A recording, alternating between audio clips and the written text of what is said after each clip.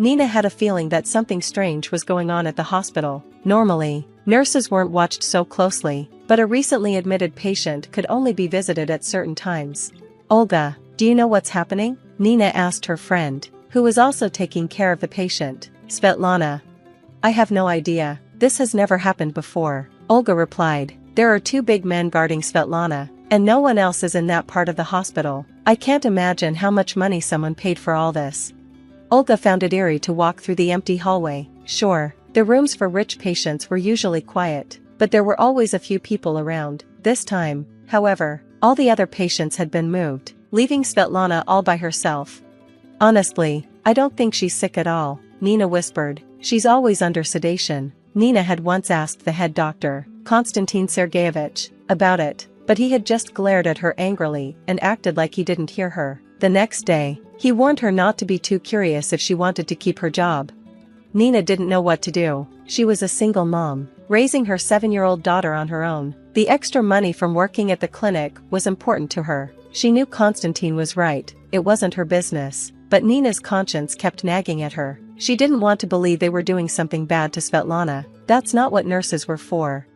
Olga was in a similar situation. She was raising 2 teenage boys alone, and she was also worried about Svetlana, the mysterious patient no one could get near. Together, Nina and Olga came up with a plan. Olga would sneak into the doctor's office to check Svetlana's medical records. Nina decided she wouldn't give Svetlana sedatives for one night and would try to talk to her when the guard left late at night. Nina felt a little better as she headed home, even though she had stayed at work longer than usual and wouldn't get paid for the extra hours. The head of the department always said it was no big deal to work late, claiming he was doing them a favor by giving them such a good job. In reality, Ilya Evgenievich picked the most capable and hardworking employees, people who had no other options. Where could you go if you were the only one supporting your family? Nina never imagined she would end up alone with Igor. They had gone to school together, and following her grandmother's advice, she had carefully chosen Igor as her future husband. She wanted to make sure he was serious about marriage and having children. Why are you always testing me, Nina? What matters is whether I love you, Igor would say with a smile. He was tall, had curly hair, and bright eyes, while Nina was petite, with blue eyes and a cheerful smile. Love is important, but besides my grandmother, I have no one else. She's very ill. I want to choose someone for life, someone who will always be there, Nina replied. You can't choose children, but you can choose husbands, she said. Wow, you're smart and sensible. Go ahead and keep testing me, Igor said patiently. He introduced her to his parents, who turned out to be nice people and engineers. They liked Nina and appreciated her seriousness. During her first visit, she impressed her future mother-in-law by helping prepare lunch. Nina's grandmother was thrilled when they got married and even learned before she died that they were expecting a grandson. But after their daughter Natasha was born, Igor changed. What did I suffer for? I wanted a son, not to spend money on a girl, he said, breaking Nina's heart. Her pregnancy had been tough, and the doctors warned her that she might not be able to have more children. Igor found out about this too. What do you mean? She's our daughter, a child of love. I know we won't have more kids, but we'll have grandchildren someday, Nina said. Are you sure you'll even have more kids? Igor replied cruelly. Nina felt anxious, but didn't push him. Soon after, Igor started having affairs. His parents also stopped caring about Nina when they realized Igor didn't plan to stay with her and was thinking about divorce. No one directly insulted her, but everyone acted like she didn't exist, even towards Natasha, who was ignored by the whole family. Why did you marry me in the first place? Nina asked Igor after he announced that one of his mistresses was pregnant and it was a boy. I thought things would work out with a nice girl like you, but you're not helping my career. There's no dowry, and now you've given me a daughter. That's it, no more kids. Plus, you're boring. The spark we had is gone, Igor said coldly. He told her he was divorcing her to marry Valeria, his new girlfriend. Nina was heartbroken. How could he just throw her away like an unwanted pet? Igor had been dating other women to try to give his parents the son they wanted. How had Nina lived with him and not seen what a terrible person he was? In anger, she slapped him and moved into her room at the dormitory that same week. After selling her grandmother's big house, where she had grown up, she realized city life offered better opportunities for her child, and her job paid more. At first, Igor paid decent child support, but then a friend helped him get a job where most of his pay was in cash. so he started sending her less. Igor stopped visiting or calling, and it became clear that Natasha had only one parent, her mother. Nina was still young, and some men showed interest in her, saying things like, "What have you got to lose now? You're a divorcee with a child." It felt like they thought being abandoned by her husband made her less valuable, but Nina didn't want to get involved with those kinds of men. She believed she could manage on her own and wanted to stay true to her principles. "Nina, you did everything right by marrying well, but you still made a mistake," one man, Victor, said, trying to win her over. "I was young and naive, but I've stayed true to myself, and that matters. Acting with integrity is important," Nina replied, hoping he would understand that just because she had made one mistake didn't mean she would settle for anyone now. "Let me tell you something, women, you can't live alone," Victor insisted, not understanding her at all. He kept saying she had lost her value on the marriage market and should take what she could get. "You're young, but you've already got some issues. If you keep this up, you'll never be happy," he sighed. Nina stopped arguing. Victor got angry and told her to stop being so picky. "You can't change someone's mind if they lack common sense," she thought to herself. The next day, Nina and Olga put their plan into action. Olga found out from the documents that Svetlana wasn't really sick. The head of the department had fake medical certificates with conflicting information ready for any situation. The truth was that Svetlana was being kept in the hospital for some unknown reason. When the guard left, Nina was able to speak to Svetlana. She hadn't given her any sedatives that day and had slipped her a note asking her to pretend to be asleep and that Nina wanted to help. "Listen, you're not sick at all. You're being kept here for some unknown reason, and they're heavily guarding you," Nina said, sharing what she had learned. Svetlana, a fragile brunette with green eyes and a short haircut, replied, "Well, now there's nothing we can do. I have nowhere to go." She explained that her wealthy father had died, and her stepmother was trying to take everything from her. Svetlana felt safer in the hospital than at home because she had almost been hit by a car twice in the past year and had narrowly escaped an attack by thugs. "Your guard just said everything is calm and that he won't be back until morning. Get ready, and I'll help you out through the service entrance. No one will notice," Nina suggested, offering for Svetlana to stay with her in her dorm room. "But I don't have any money," Svetlana said, sounding resigned. "Don't worry, I know a good taxi driver. He's a decent guy. I'll call him," Nina reassured her, encouraging her to act quickly. Nina remembered she had always been told to marry Kolya, but since he was a few years younger, she never took him seriously. A few months ago, she had run into him at a water park while celebrating Natasha's birthday. Kolya had moved to the city and hadn't married yet. He had offered to help her anytime she needed it, and Nina believed he meant it. "Of course, I'll come right away," Kolya said when Nina called him, canceling a trip he had planned and asking a friend to pick up his client. When they were in the car, and Nina explained everything, Kolya said, "This could be dangerous. Let's get Natasha and have you both stay at my place. I have 3 rooms." Kolya mentioned that his brother had become successful, started a business, and bought him an apartment, hoping he would settle down and start a family. "You're probably right. Svetlana's guards do look dangerous, and everything she told me is concerning," Nina admitted, knowing that Kolya was reliable and trustworthy. They stopped by the dormitory, and Nina told her neighbor to act like she didn't know anything. Luckily for Nina, her vacation started that day, giving her 3 weeks off work. The next day, Nina's phone kept ringing. Her neighbors informed her that someone had broken into her room and messed everything up. The head of the department demanded that she come to work immediately, even though she was on vacation, to explain what had happened. "I don't know anything about Svetlana," Nina lied. "And why aren't you home?" her boss accidentally revealed. "Why do you think I'm not home?" Nina asked. But the head of the department just hung up and sent a message saying that if she didn't show up, she would face consequences. 2 months later, after Svetlana's lawyers sorted everything out, the danger was finally over. It turned out Svetlana's stepmother had been anxious because her father hadn't left her anything in his will, and she had planned to get rid of Svetlana. "I don't know how to thank you," Svetlana said to Nina. "Well, come to our wedding," Kolya replied. After the dangerous situation, everything moved quickly, and they decided to spend their lives together. It took about 6 months for this to happen. "How did you know I needed help so urgently?" Svetlana asked. "Luck. My ex-husband's new wife is a notary, and she told him about her wealthy client. That's how I found out," Nina explained. "Why didn't you tell me right away?" Svetlana asked, surprised.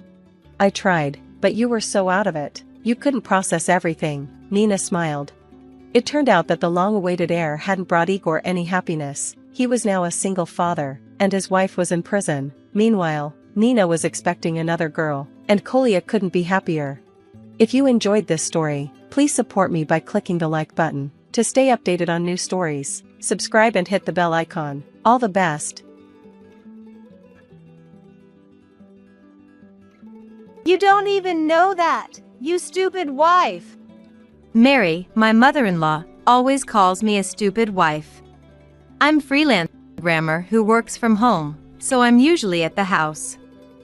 But Mary constantly summons me at her own convenience. Chores at Mary's house, weeding the garden, shopping, carrying bags, being her personal chauffeur. None of these tasks are urgent. It seems she just wants to order me around as she pleases. When we visited her house to announce our engagement, she and my father-in-law John welcomed us so warmly. I thought I wanted to become closer with them, so I decided to live near her place. I never imagined it would turn out like this. Being called by Mary 3 times a week is hindering my work. This could damage my reputation as a freelance programmer. So, after discussing it with my husband Ethan, I got him to agree that after driving her for shopping one last time, I wouldn't have to deal with her anymore. If I can just endure this one last time, I'll be free from this hardship. That's the only reason I've been doing everything she tells me to, but... Oh, ouch! Ouch! When I arrived at Mary's house after finishing the shopping, I found her sitting on the ground next to the car. She keeps saying ouch, with no indication of standing up. It seems like she's injured herself somehow. Hey, stupid wife! Call an ambulance! Even in this situation, it disgusts me how she calls me stupid wife.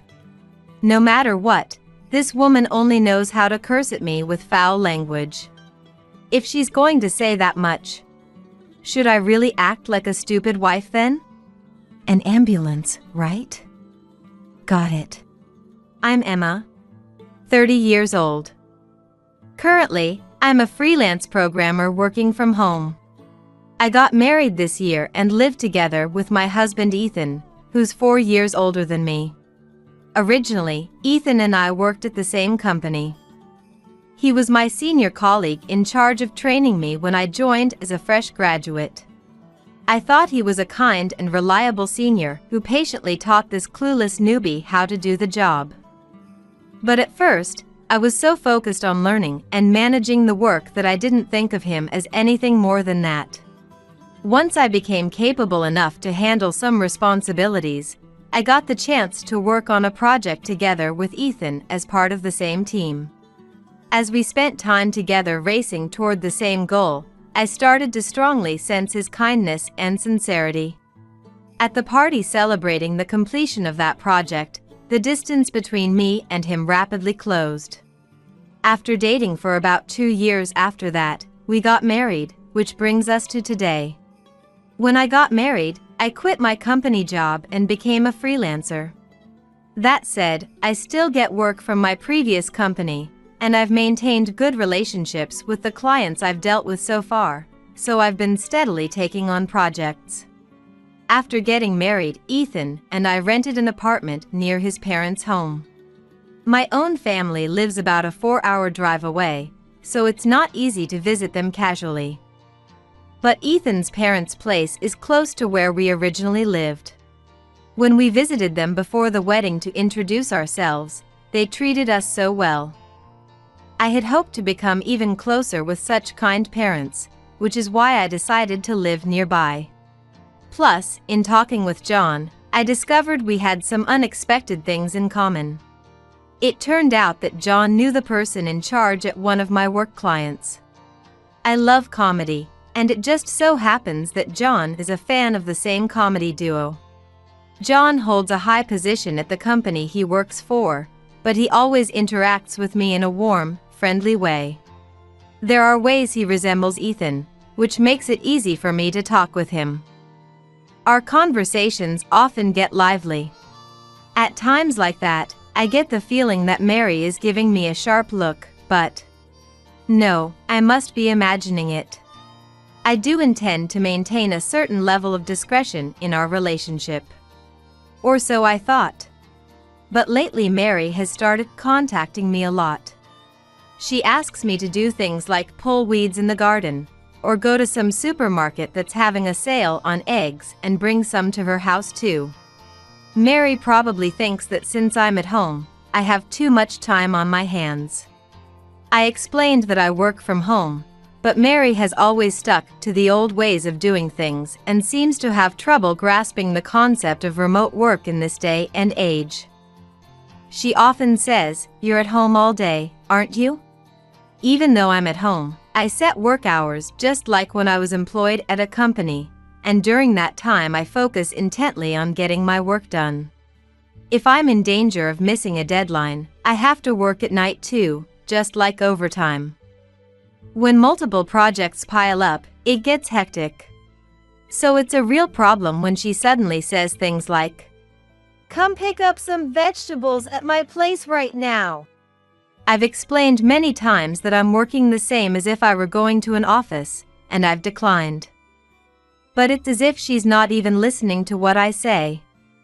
She keeps saying the same things every time, and the frequency of her calls is only increasing. Maybe she's getting desperate because I'm not doing what she tells me to. But I want to do my job properly too. As a freelancer, that's what my reputation hinges on. However, Mary wasn't about to give up so easily. When I refused, she started barging into my home with her tea-drinking friends from the neighborhood in tow.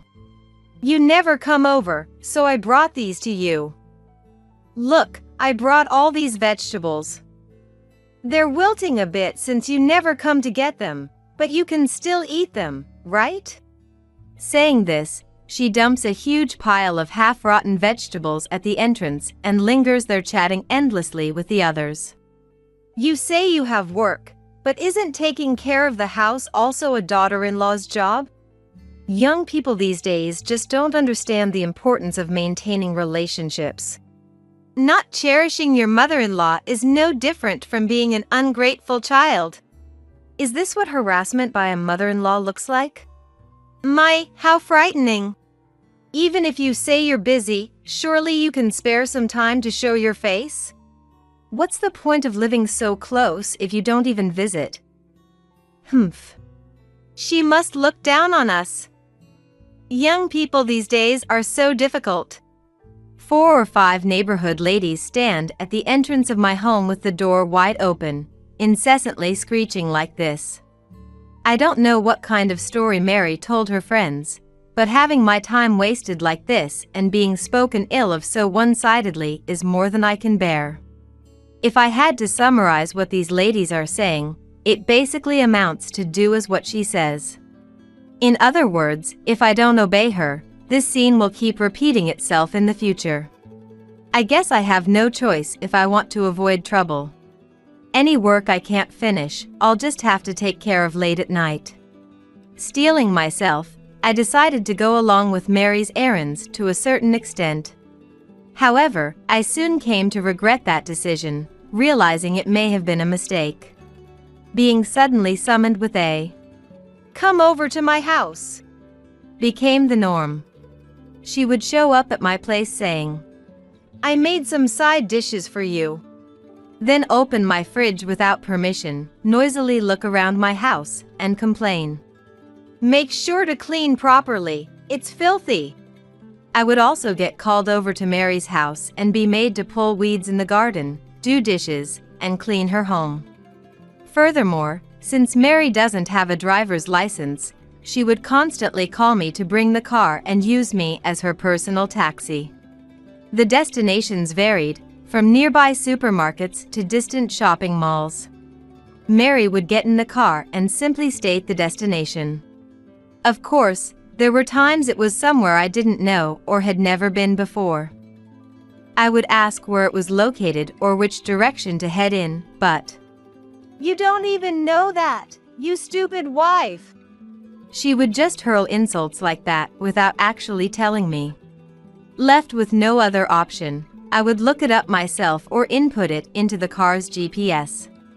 When we went shopping like this, she would always buy massive amounts, and I would be ordered to carry her bags. John probably earns a lot, and with just the two of them, they can likely afford to shop that much. But there are plenty of rather expensive pieces of jewelry and things that make me wonder, do you really need that? I think she probably intends to show off to me too. If you don't have proper things like these, it's clear you have no class. A stupid wife like you wouldn't understand. She says stuff like that to me all the time. Even though she drags me along to shop with her every single time, she's never once said thank you or given me anything. It's not that I want things like that from her, not at all. I just think it's simply harassment towards me, nothing more. I want to quit this role that has no meaning and is only a loss for me, but I'm sure if I refuse, that gang of neighborhood ladies will come barging in again. I was struggling to figure out what to do when Ethan, who had just come home from work, said this to me while we were having dinner together. Emma, you've been working a lot lately on weekends and at night too, right? Are you swamped with projects or something? It's because your mom has been ordering me around 3 times a week on weekdays. Huh? I couldn't take it anymore. I must have been tired too. I got irritated, wondering who he thought was to blame. For a while now, she's been telling me to do things like clean the yard and come pick vegetables, you know. Wait, you mean my mom has been telling you to do that? Yeah. Even when I say I can't go because I have work, she won't listen. She brings her lady friends over to our house and they complain loudly, saying things like it's a harassment. Every single time, she jerks me around saying bring the car now, and even makes me carry her bags. I can't get any work done during the day. I told him all about Mary's misdeeds, but Ethan had a doubtful expression. Well, that might be understandable. Because in front of John and Ethan, Mary is the very picture of a good wife, wise mother. Just like the ideal image of a wife from the old days, she devotes herself to her husband, holds back, and follows 3 steps behind. That said, it's not like John is some extremely henpecked husband, and since Ethan lived alone for quite a while, he doesn't mind doing housework either. But when Mary is around, she says the men should just sit and does everything herself. By the way, in front of John and Ethan, she calls me Emma, not stupid wife. When it's just the two of us, I'm stupid wife.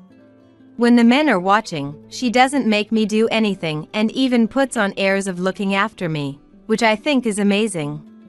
I've never seen someone who can switch between 2 faces so cleanly like that.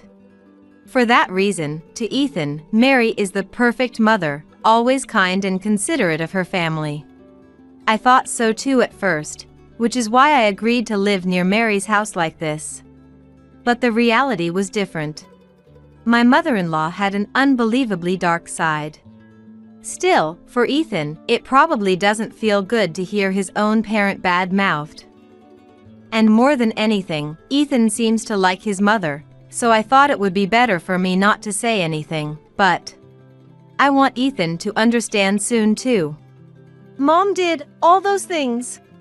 You don't believe it? No, it's not that I don't believe it, but do you think I'm lying? I don't think you lie. Thank goodness.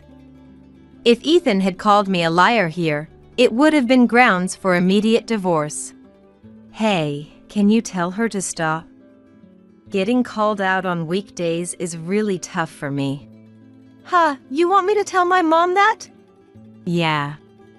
If I say it, she'll just say shut up, stupid wife, and that'll be the end of it. He still has an expression like he can't 100% believe what I'm saying. But he should understand that doubting me in this situation is the real problem. Okay. I'll call her now then. Yes. Please. Maybe Ethan thought that by calling in front of me, if I were lying, I might get flustered. But there's not a single lie in my words, so there's no damage done. Rather, if Mary will quiet down after being scolded by her beloved son, I can easily forgive a small suspicion like that by pretending not to notice. Ethan takes out his smartphone, swiftly operates it with his fingertips, and puts the smartphone to his ear. Oh, hi Mom. Yeah, I'm eating now. Pork sauté today, and no, I wanted to ask you something. I can picture Mary getting all excited over a call from her son. Is it true that you're calling Emma 3 times a week and making her do errands? I'm a bit disappointed that he's phrasing the question like that.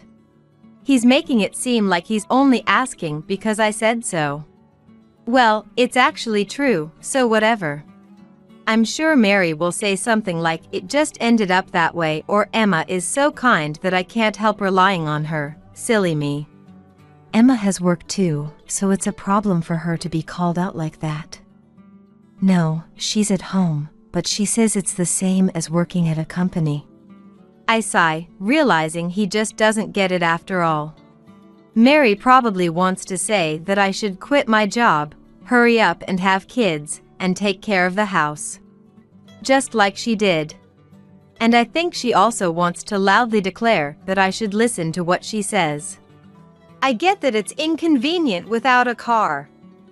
Maybe Dad can take you on weekends or... Yeah, that's his time off. But you know, Emma isn't on break on weekdays, she's working. Yes, that's it. Go, Ethan. Secure my proper work hours for me. It's not okay even if it's just sometimes, but... Wait a sec. Saying that, Ethan takes the smartphone away from his ear and looks at me. Mom says she wants you to take her to the shopping mall just for tomorrow. But I have a job due for delivery the day after tomorrow. Does she think I can just block off my schedule ahead of time? And what about Ethan, relaying that to me without changing anything? I can hear Mary's shrill voice talking non-stop from the smartphone Ethan is holding. Mary always uses this fawning tone when talking to Ethan and John. But when she orders me around, she uses a much lower and more curt way of speaking. She said just for a little while in the afternoon. And? I know it's really a bother for you, Emma, but could you please do it just for tomorrow? For a moment, the word divorce flashed through my head. I've heard that dealing with the in-laws is often a cause for divorce. I thought about it as if it were someone else's problem. Then you won't have to listen to Mom's requests anymore. You heard that, right, Mom? Make this the last time. Ethan puts the smartphone back to his ear and speaks to Mary. Even though she has work tomorrow too, she's specially making time for this. You get that you need to be grateful to her, Mom? As I half listen to Ethan talking, I start to feel fed up. In the end, Ethan prioritizes Mary and demands that I work for Mary's sake. It's disappointing. But thinking realistically, if after tomorrow I never have to follow Mary's orders again, that's a big benefit for me. From now on, I can just ignore whatever she says. And even if she tries to force things, I can just toss it all to Ethan to deal with. In the first place, if I got divorced, I'd be cutting ties with Mary too, I suppose. Sorry for deciding on my own, but it didn't seem like the discussion would wrap up unless I made it a trade-off. Ethan, apparently finished with the call, places his smartphone on the table and says this. I'm really sorry. Mom doesn't know much about the ways of the world, and she tends to assume she's always right, so she can be pushy. So I should just do as she says? No, that's not it. Unless we make it so we each get one demand met, we won't find a compromise. I've been compromising and pushing myself all this time. Yeah, you're right. I'm sorry. I understand that Ethan probably couldn't really believe Mary was in the wrong either, but he trusted what I said and talked to Mary for me. I also get that using a trade-off to settle the negotiation can be effective. Still, it feels unreasonable. The feeling that I can't accept it is strong, and I don't feel like saying thank you for resolving this to him. So, what time tomorrow? Oh, around 4, she said. I'll go because I don't want to be accused of breaking a promise, but this really has to be the last time. Yeah, I'm sorry. Thank you. Just looking at Ethan's relieved face irritates me. Why do I have to feel this way? I didn't get married to feel like this. Rather, if I hadn't gotten married, I wouldn't have to feel this way. My thoughts started to spiral out of control, so I consciously stopped thinking about it for a moment. I can think more about the future after I get through tomorrow. I don't want to, but for now, let's just try to overcome tomorrow. As Mary requested, I went to pick her up at 4 p.m. She made me wait about 30 minutes, saying I'm not ready yet. When she finally got in the car, she started mumbling incessantly. Tattling to Ethan, how cowardly! Not even listening to a family request, what an undutiful daughter-in-law! Just staying at home all day, and you exaggerate about being busy. Abandoning someone in need, you fiend! I'm so unlucky to have such a stupid wife.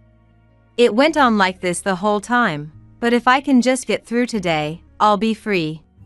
Since Ethan talked to her, she should know I'm dissatisfied.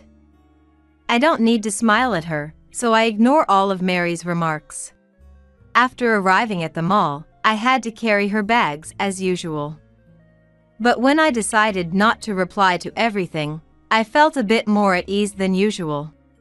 Maybe out of spite, Mary was buying even heavier, larger, and more expensive things than ever. But we finally finished shopping, loaded the bags into the car, and started heading back. Once I drop off the bags and Mary at her house, it'll really be over. Even on the way back, Mary was babbling on about something, but it's not even reaching my ears anymore. I just want it to end quickly. That's all I can think about. When we finally arrived at Mary's long-awaited house, I immediately got out of the car and headed for the trunk. Can you hurry up and unlock the front door? Otherwise, I'll leave it right in front of the door, I said curtly as I got out. Mary was fussing about something, but she probably thought it would be a problem to have the bags left in front of the door. She obediently opened the rear sliding door and got out, or so I thought. Ow! It hurts! A loud sound, and Mary's voice. Wondering what happened, I looked from the back of the car towards the rear sliding door. Mary was sitting on the ground. Ow! Ow! Ow! I walked over to see what was going on. The open rear door, Mary sitting on the ground, and the scattered contents of her bags next to her. Did you fall while getting out? This car! The door! It caught my foot! My bone is broken! Probably out of frustration. Mary is screaming hysterically. However, this automatic sliding door has a pinch prevention function. If it senses an obstacle while opening or closing, the door moves in the opposite direction. Currently, the door is open, so she probably just fell out of the car, or closed the door too quickly while getting out and nearly got pinched. She's screaming while sitting, so she may have actually hurt something. But in the end, isn't it her own carelessness? It hurts! Hey, stupid wife! Ambulance! I'm really fed up with Mary, who hurls insults even in this situation. Every single time, she calls me a stupid wife. If she says it that much, should I really become a stupid wife? An ambulance, right? Ambulance! Are you deaf, stupid wife? Wee-oo. Huh? Wee-oo. I decided to fully play the role of stupid wife. She only said ambulance. She didn't say call an ambulance. So I just kept imitating the sound of an ambulance. Hey! Whew, whew, whew, whew. Shut up! Enough already! Mary reached for her smartphone that had rolled out of her bag and called the fire department herself to request an ambulance. While waiting for the ambulance to arrive, I kept generously imitating the sound of an ambulance for her. It was a bit amusing to see Mary looking at me like I was some incomprehensible creature. After a few minutes, the ambulance arrived. Mary still couldn't move. The paramedics examined her, immobilized her right ankle, and carried her into the ambulance. Should I ride along too? Of course I don't need an idiot like you. Mary was still screaming, and the paramedics were trying to calm her down. I had no intention of riding along anyway. Are you family? One of the crew members addressed me. It seemed they had decided which hospital to take her to. That person's name is Mary. I'll go to the hospital by my car. Understood. Then please go to this hospital. The name of the hospital was written on the memo I was handed. It was a general hospital about a 20-minute drive from here. After seeing off the ambulance like this, I decided to contact John and Ethan before leaving. They both just finished work, so they said they would head directly to the hospital now. It was close to the company where John works, and for Ethan, he could get off at the station on his way home from work and be there right away. I guess we'll talk when everyone's here. I muttered to myself and got into the car. When I arrived at the hospital and entered the treatment room where the staff directed me, Mary with her right ankle firmly immobilized, John, and Ethan were all there. How horrible! You pinned my leg with the door! As soon as she saw my face, Mary, sitting on the treatment bed with her leg stretched out, started screaming. But with John and Ethan there, her vigor was less than half the usual. Excuse me? It's broken! Take responsibility! I had predicted it would come to this, but I never thought she would bring it up even in front of John and Ethan. Does she seriously believe the claim that I caused Mary's injury will hold up? I looked over at Ethan, and after a big sigh, he opened his mouth. She says it's fractured. Apparently, she twisted her ankle with all her weight on it. My leg got caught in the door. That woman did it. It's your fault I have a fracture. Mom, you got hurt because you twisted your own ankle, right? As Ethan is speaking, his mother butts in, screaming hysterically. If she twisted it, that must mean she failed at getting out of the car and fell, just as I thought. Mary, why are you trying to blame me? It's because you're harassing me. Even if you fell on your own, to say it's harassment from me. Shut up, stupid wife. It's your fault. You're the one to blame. It seems when I'm involved, Mary's true nature comes out. Even though John and Ethan are here, her hidden face is showing. Enough already! John yelled at his wife, who kept screaming. There's no need for Emma to do something like that. Rather, weren't you the one harassing your daughter-in-law? That's not true, dear. That girl, even though she's the daughter-in-law, she never listens to what I say. You, be quiet. Emma, could you tell us what the situation was? It seems John didn't believe his wife's story from the beginning. In that case, perfect. Let's make sure they know everything. Understood. Then, shall we go to the parking lot? I'll explain using the actual car. We asked the nurse in the treatment room to look after Mary, and the three of us headed to the parking lot together. When I saw Mary sitting on the ground, the rear door was open. So either she failed at getting out of the car, or she closed the door too quickly and panicked when it made contact. In any case, she probably didn't stick the landing. I actually opened the rear sliding door of the car to show them. When the door makes contact while closing, it opens back up again like this. It's a safety device installed on automatic sliding doors. I touch the closing sliding door as if pinching my arm in it, and the door's motion stops once, then starts opening again. That's right. If it were an old manual sliding door, that would be one thing, but for it to automatically pinch. She must have fallen while getting out of the car. It's her ankle that's injured, after all. Ethan also says in exasperation. From the looks of it, she was really ordering you around, huh, Emma? Sorry for asking you again today. I have a lot I want to say to Ethan, who's apologizing reservedly, but for now, revealing everything takes priority. If you look at these numerous messages, you'll understand. Far from harassment from me, I was being called so much it was interfering with my work. I open the message screen from Mary on my smartphone. I slowly swipe through, going back through the old messages so John and Ethan, who are peering at my phone, can see. Written there are a slew of abusive words like bring the car, go by that, clean the yard, and stupid wife. What this much?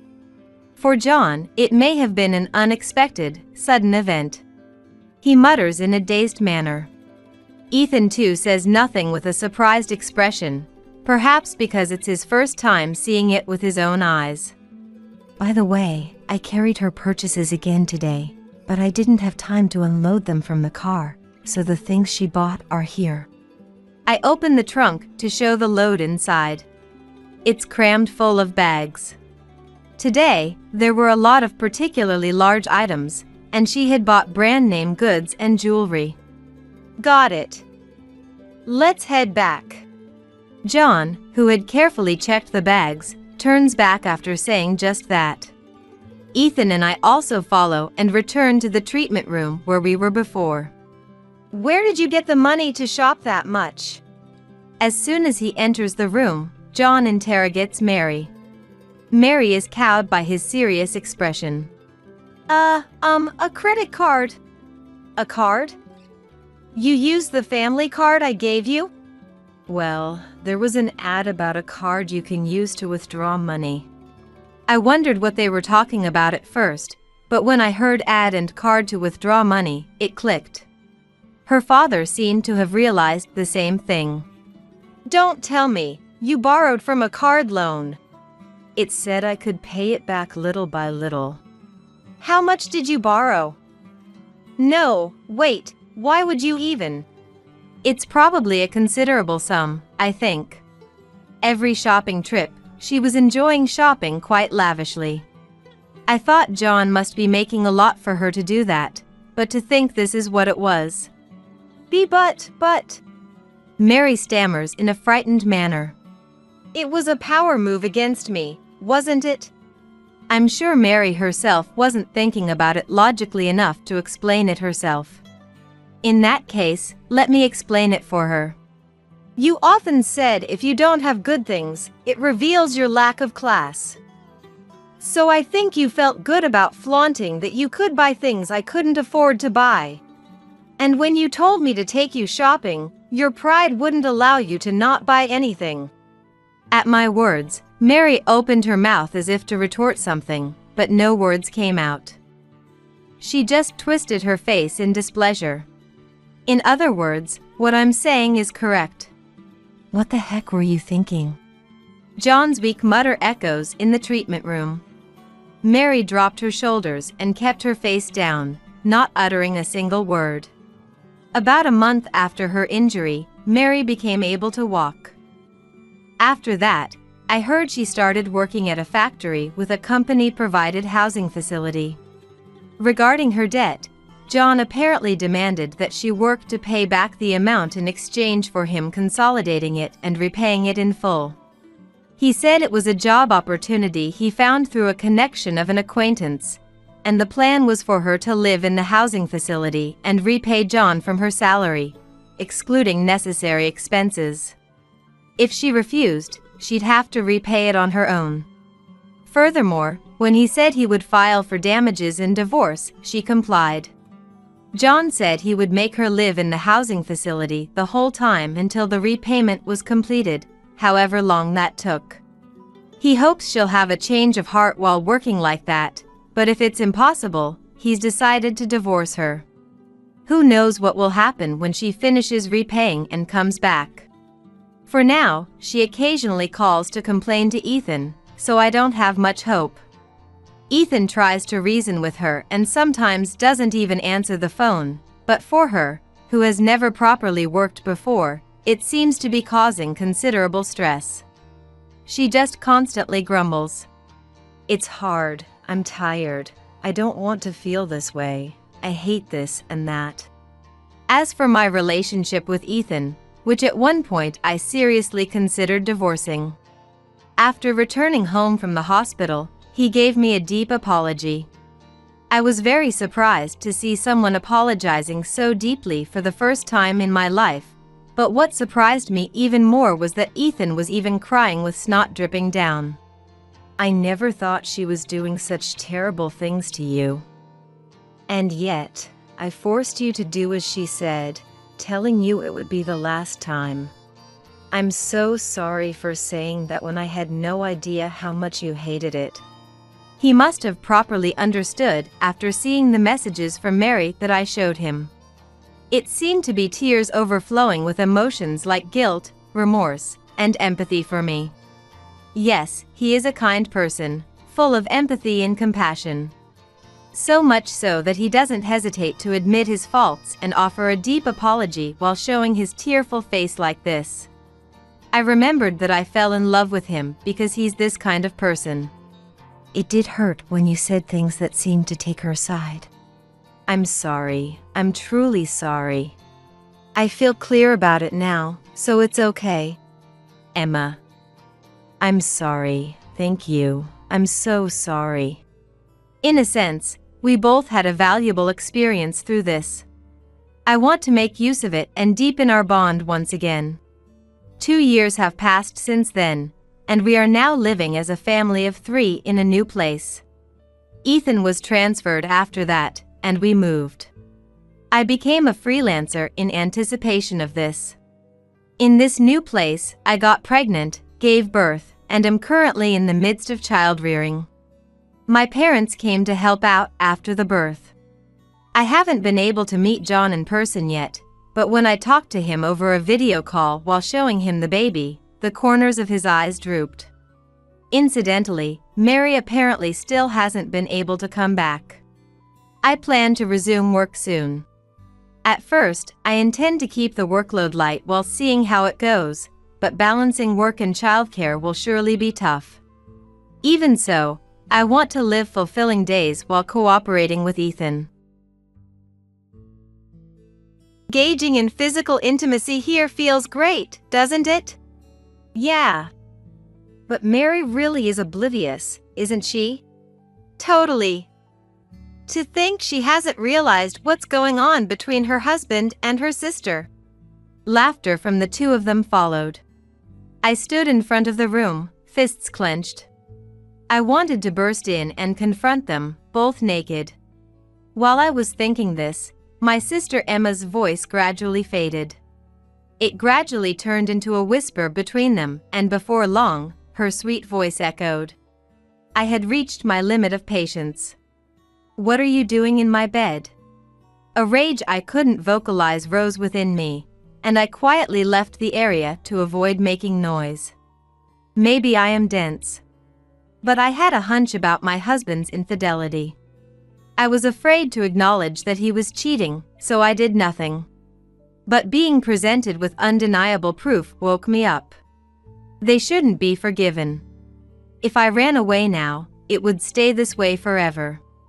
I didn't want to be looked down upon by anyone anymore. I decided to take revenge on them for myself. Thinking this, I quietly entered the living room. My name is Mary. I'm 27 and a preschool teacher. It's a tough job, but I've always dreamed of doing it and don't plan to quit. However, my husband Tom wants me to quit my job. The reason being, it's embarrassing, apparently. Since I'm earning, there's no need for you to work. He works at a food processing company owned by my father. He's a university graduate and a rising star in the company. Yet, he's embarrassed that his wife works and fears being mocked by his college friends. That seems to be his thought. Ironically, my sister Emma has said the same thing. But in her case, it felt more derogatory. Clumsy working as a preschool teacher? That's laughable. You better quit soon. Complaints from my husband and condescension from my sister. That's my daily life now. But being looked down upon by Emma isn't new. Emma, with her elegant features like our mother, has always looked down on me, who is average looking. You really have nothing going for you. Below average in looks, and not a hint of dexterity. That's not true. What? Don't you dare talk back to me. Just listen quietly to what I have to say. How many times we've had this conversation. And similar things were said by those around us. Emma is beautiful like Mom. You two don't look much alike, do they? That's what I'd always hear, wherever I went. While it's true that she has elegant features, it's not like I'm unattractive. I just take after our father. I wanted to retort that, but my inability to speak well prevented me from doing so. In the end, she was always the one everyone doted on. Even my mother favored Emma, who resembled her. There's a clear incident that shows this. It happened when I was in elementary school. One holiday, while Dad was out at the convenience store, Mom said to Emma, "Emma, shall we go buy some clothes?" Really? Yay! Emma was thrilled.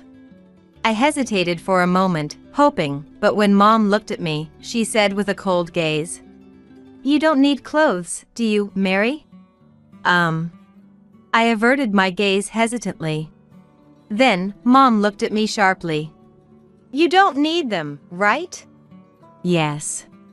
Oh, that's too bad. Since Mary doesn't need any, we'll go just the two of us. And so, Mom left with Emma, leaving me to stay home alone. Soon after, Dad came home. Surprised, he asked why I was alone. Mom and Emma went to buy clothes. I nearly burst into tears. Seeing my state, Dad immediately understood. He had probably sensed that Mom favored Emma. Dad confronted Mom when she returned. And Mom began to cry and make excuses. Mary said she didn't need any. She was just being considerate. You should know that. I don't understand what you are talking about. Mom retorted sharply. Dad was disappointed with her attitude. Mary, next time, let's go out together, okay? Yeah. Since that day, Dad has always been more attentive towards me. However, Mom's attitude remained unchanged. She always favored Emma. Honestly, I had given up. But it seemed my father hadn't. One day, he brought a woman home. She was a relative named Kate. Kate was supposed to live alone as she entered college, but our relatives were worried, so my father took her in. Nice to meet you, Mary. Yeah. The idea was, with a relative in the house, my mother couldn't ignore me as easily. I later found out that was my father's intention. With Kate's arrival, my mother and Emma's attitudes visibly changed. Whenever Emma made a snide remark to me, Kate would scold her. Emma, it's not nice to say that to Mary. You're a good girl, Emma, you understand, right? Emma would sulk at her words. She was displeased but seemed unable to voice her complaints directly. My mother was the same. She was pointed out whenever something happened. For example, when my mother prepared snacks only for Emma, Kate said, "Oh, snacks just for her?" No. Mary's is coming up next, right? My mother grimaced at Kate's words. She couldn't say there wasn't any for me. If she did, it might get back to my father through Kate. Fearing that, my mother reluctantly said, Yes, of course. I'm about to prepare it now. Just wait a moment, Mary. Reluctantly, my mother opened the fridge and placed a snack in front of me, just like hers. That's how Kate saved me many times. I often thought it would have been nice if she was my real sister. I was 10 years old at the time and thought so many times. She was 8 years older, a bit of an age gap. But in my heart, Kate had become my sister. And that feeling only grew stronger. Eventually, I couldn't hold back and confided in Kate. Hey, Kate. Can I think of you as my real sister from now on? Of course, she said with a smile. But this angered my mother. You're deceiving Mary, aren't you? Huh? What do you mean? Telling Mary she can think of you as her real sister. What are you after? My mother confronted Kate harshly. Of course, Kate had nothing to feel guilty about. She responded calmly to my mother. But the situation turned when my mother said, Kate, you're having an affair with my husband. What? That's not true at all. Don't lie. You're Joe's mistress. That's why you, trying to make Mary your own daughter. My mother berated Kate. And her voice was loud enough for the neighbors to hear. Of course, there was no truth to my father having an affair with Kate. But it did affect how we were seen by those around us. Indeed, rumors spread in the neighborhood that Kate was my father's mistress. Reluctantly, my father had to send her away from our home. Once Kate left, everything quickly went back to how it was. But there was one change. My parents' relationship worsened. Bringing a mistress into our home is the lowest of the low. I've told you many times, Kate is. She's a relative, right? I'm tired of that excuse. My mother turned away. My father seemed at a loss. With her gone, the hostility towards me intensified. Unable to bear it, I decided to leave home as soon as I graduated high school. After that, I worked part-time jobs while attending community college and then obtained my preschool teaching certificate. Even after becoming a preschool teacher, I continued to stay away from home. Going home meant facing snide remarks from my mother and Emma. I was concerned about my family's company. But with Emma there, it shouldn't be a problem. Feeling bad for my father, I told him this over the phone. He simply said he understood. It seemed he understood my feelings. Relieved, I devoted myself to my job as a preschool teacher. Years passed, and then one day, I received a call from my father. Mary, do you have someone you're thinking of marrying? What's this all of a sudden, Dad? Well, actually. My father's story went like this. Not long ago, he went for an annual physical examination. Though he wasn't found to have any illness, a relative who went with him was diagnosed with something. That's when my father thought about the need for a successor for his company. The company needs a successor. My father's company was started by my grandfather. Furthermore, it grew to its current size with the help of relatives. However, it's not a family business. It's just that it has been supported by relatives. Meaning, if something happens to my father, someone must take over the company.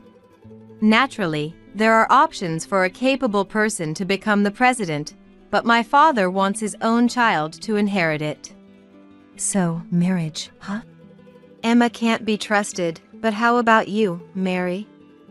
With one of our capable employees? My father's voice sounded unusually serious. He seems quite concerned about the annual physical examination. Then I'll just meet him, that's all. Okay, then the schedule is. It seemed my father had already decided on a schedule. Eventually, I agreed to meet someone from the company as my father suggested. I thought I'd just meet him and then find a way to decline politely. But my plans were thwarted because my mother started pushing for the marriage. For some reason, my mother encouraged me to get married. This is a good opportunity for the introverted Mary. There's no reason to refuse, is there?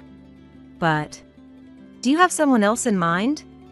I had no choice but to remain silent at my mother's questioning. Unable to refuse, I ended up dating him. I'm sorry.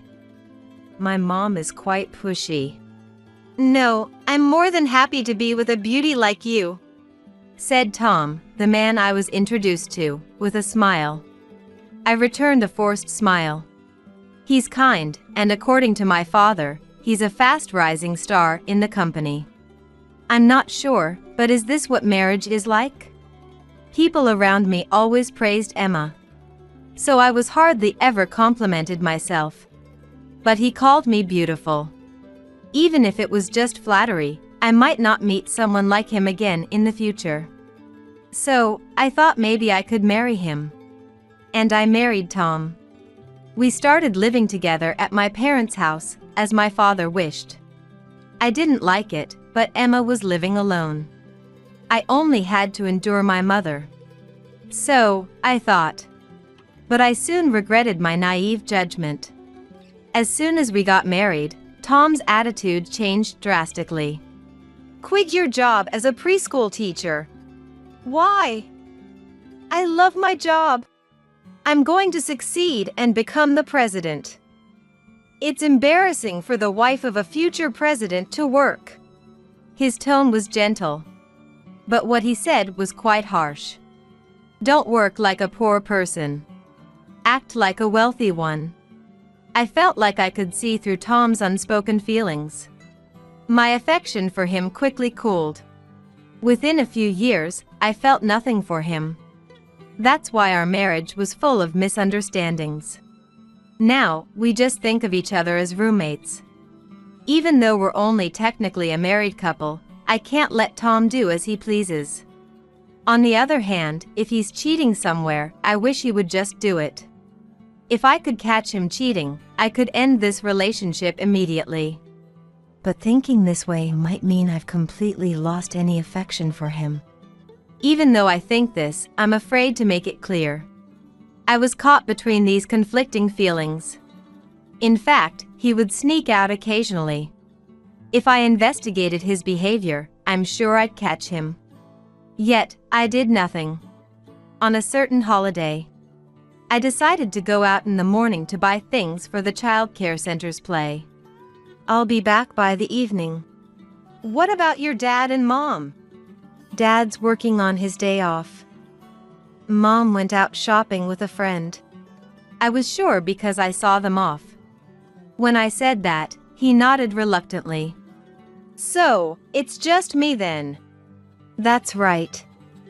Take care of the house, please. Yeah. Tom said reluctantly, scratching his head as he went back to his room. I left the house, wondering if it was okay. I headed to the nearby dollar store. First, I filled my basket with the necessary items while looking at the notes on my smartphone. After I finished shopping, I casually put my hand in my pocket. That's when I realized the wallet that was supposed to be there was missing. Wait, my wallet? Did I drop it? I stopped myself as I realized I had left it on the living room table. Thinking I made a mistake, I put the items back and hurried home. As I unlocked the front door, strange voices could be heard from inside. It seemed like a woman's voice. Wait. The only one home should be Tom, right? I headed towards the source of the voices. It was our bedroom. Why from the bedroom? I wondered as the woman's voice became clearer. Mary isn't coming back until the evening? I immediately covered my mouth, realizing it was Emma's voice. Tom's voice followed. She went to buy things for the play. Then we have until the evening to enjoy ourselves. If you look closely, you'll see that the door is slightly open. Peering through the slightly ajar door, I saw Emma and Tom inside. The two of them were on the bed, not wearing any clothes. Tom and Emma were having an affair. As I came to that realization, he said, Engaging in physical intimacy here is quite something, isn't it? Indeed. But Mary is really oblivious, isn't she? Absolutely. She still hasn't realized what's going on between her husband and her sister. Their laughter followed. I stood in front of the room, fists clenched. I wanted to burst in and confront them, both naked. As I thought this, Emma's voice gradually faded. It turned into whispers, and soon her sweet voice filled the air. I had reached my limit of patience. What are you doing in my bed? A rage I couldn't vocalize rose within me. And I quietly left the area to avoid making noise. Maybe I am dense, but I had a hunch about his infidelity. I was afraid to acknowledge he was cheating, so I did nothing. But being presented with undeniable proof woke me up. Tom and the detestable Emma shouldn't be forgiven. If I ran away now, it would stay this way forever. I didn't want to be looked down upon by anyone anymore. I decided to take revenge on them for myself. Thinking this, I quietly entered the living room. The family computer was in the living room. I really wanted to use my own computer. But my computer was in the bedroom. Since Tom and Emma were there, I couldn't go inside. I can do at least this much, I murmured as I took the webcam in my hand. With it, I went up to the bedroom door and pointed the camera inside through the gap, then hurried back to the living room. I turned on the computer and connected it to the webcam wirelessly. At the same time, I sent a message to someone. Then, like a web conference, I streamed the camera footage to that person. Can you see it? I asked using the computer's microphone. An immediate response came back. I can see it, perfectly. The reply came from Kate. Yes, I had contacted her. After Kate left the house, I felt quite lonely and depressed. Seeing this, my father set up a computer so I could keep in touch with her. Since then, I frequently communicated with her.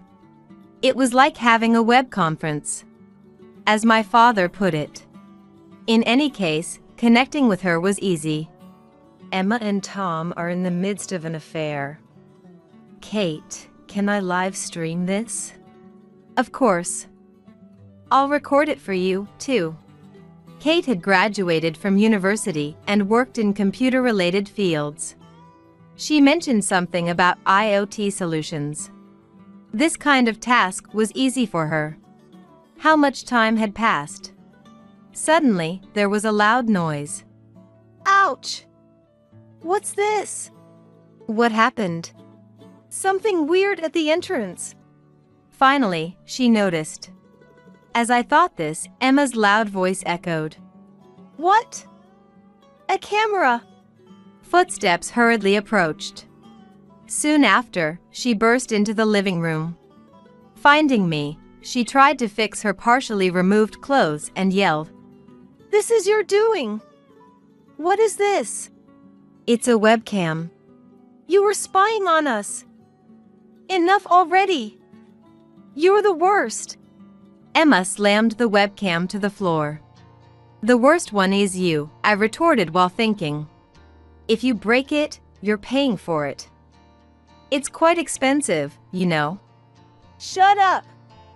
More importantly, why you are here. Unlike you, I live here, I answered nonchalantly. But Emma seemed infuriated by my attitude. That's not what I mean. You know that. She raised her voice. I replied indifferently. I just answered your question. But you're prepared, aren't you? Eh? Why are you acting all high and mighty? Emma screamed, and finally, Tom showed up. He looked at Emma and smirked nastily. Ah, you were here. Mary, did you finish shopping? Not yet. I had to go back for my wallet, and when I did, I caught you two engaging in physical intimacy. Peeking, huh? Nice hobby. I can't see the humor in this situation.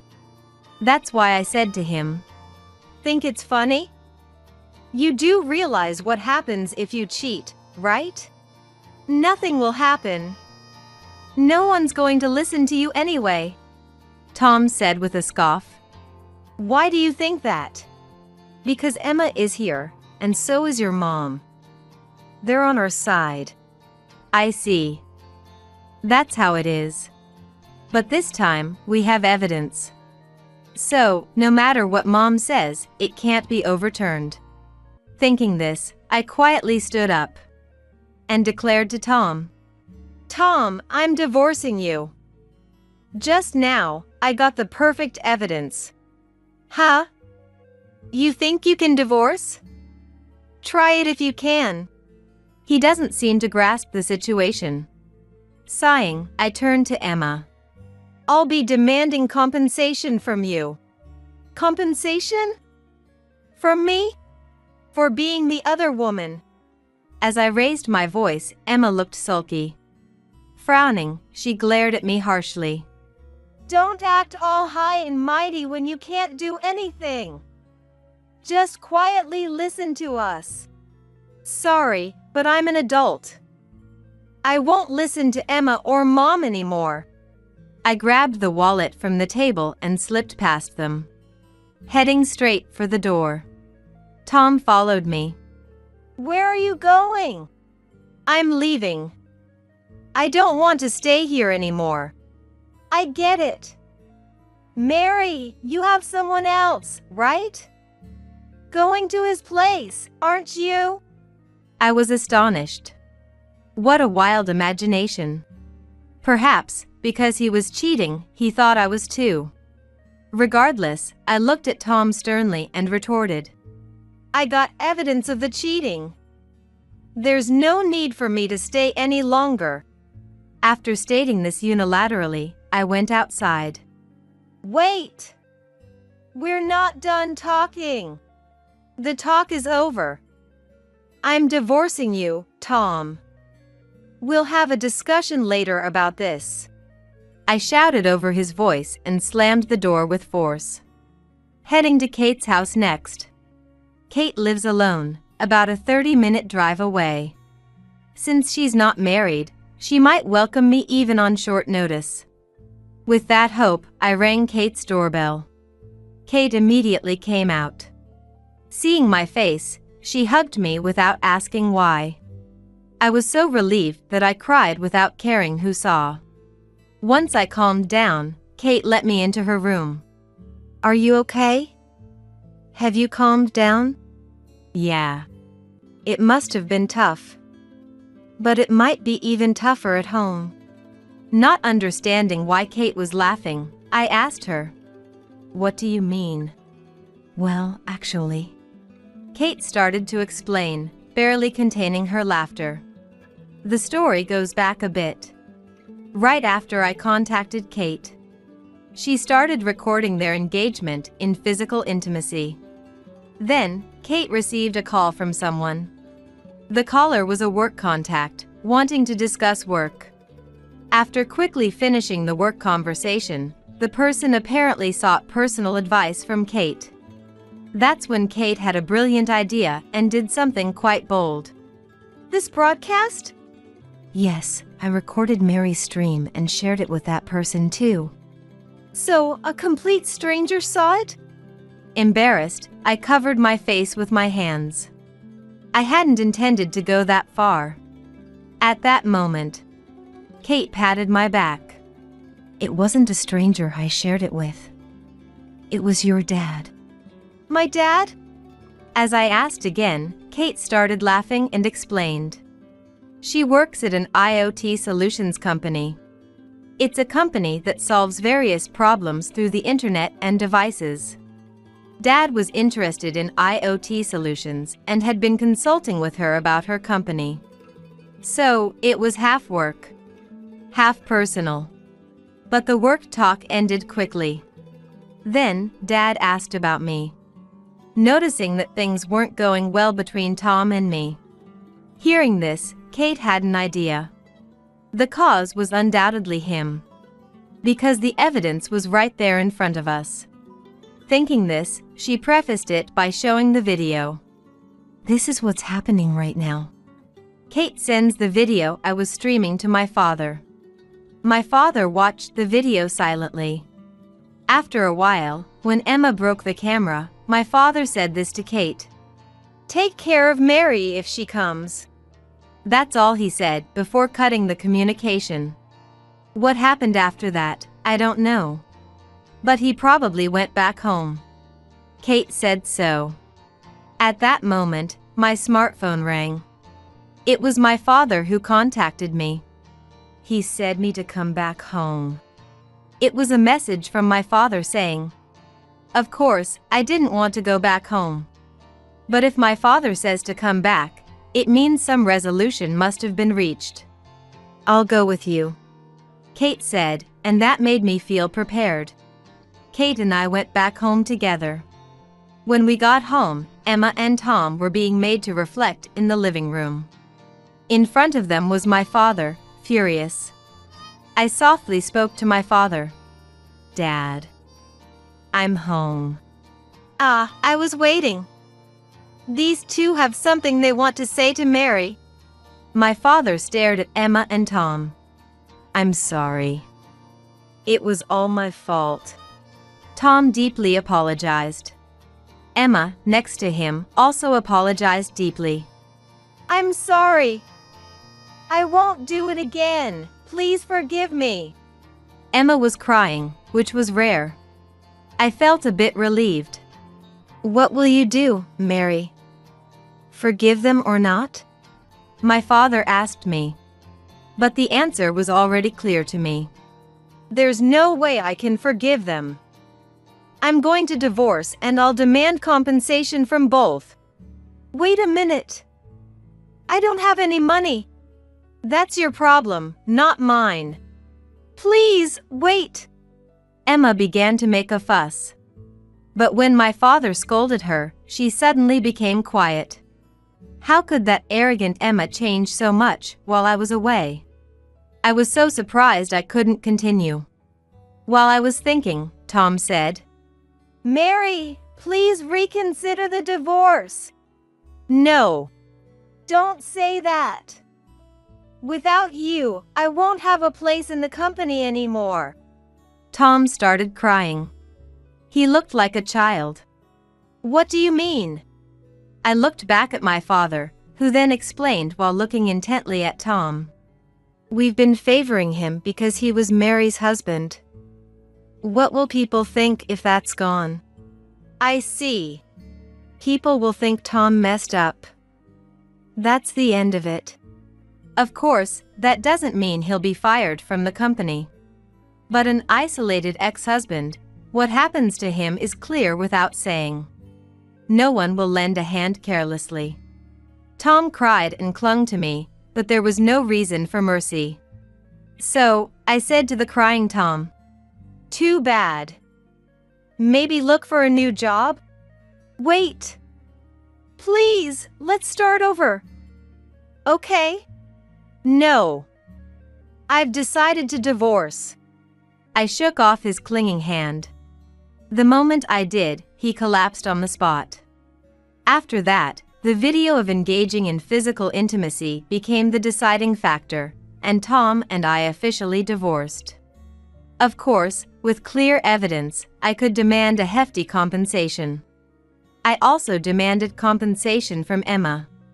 She resisted, but she was powerless in front of that evidence. Most of the process was left to the lawyer.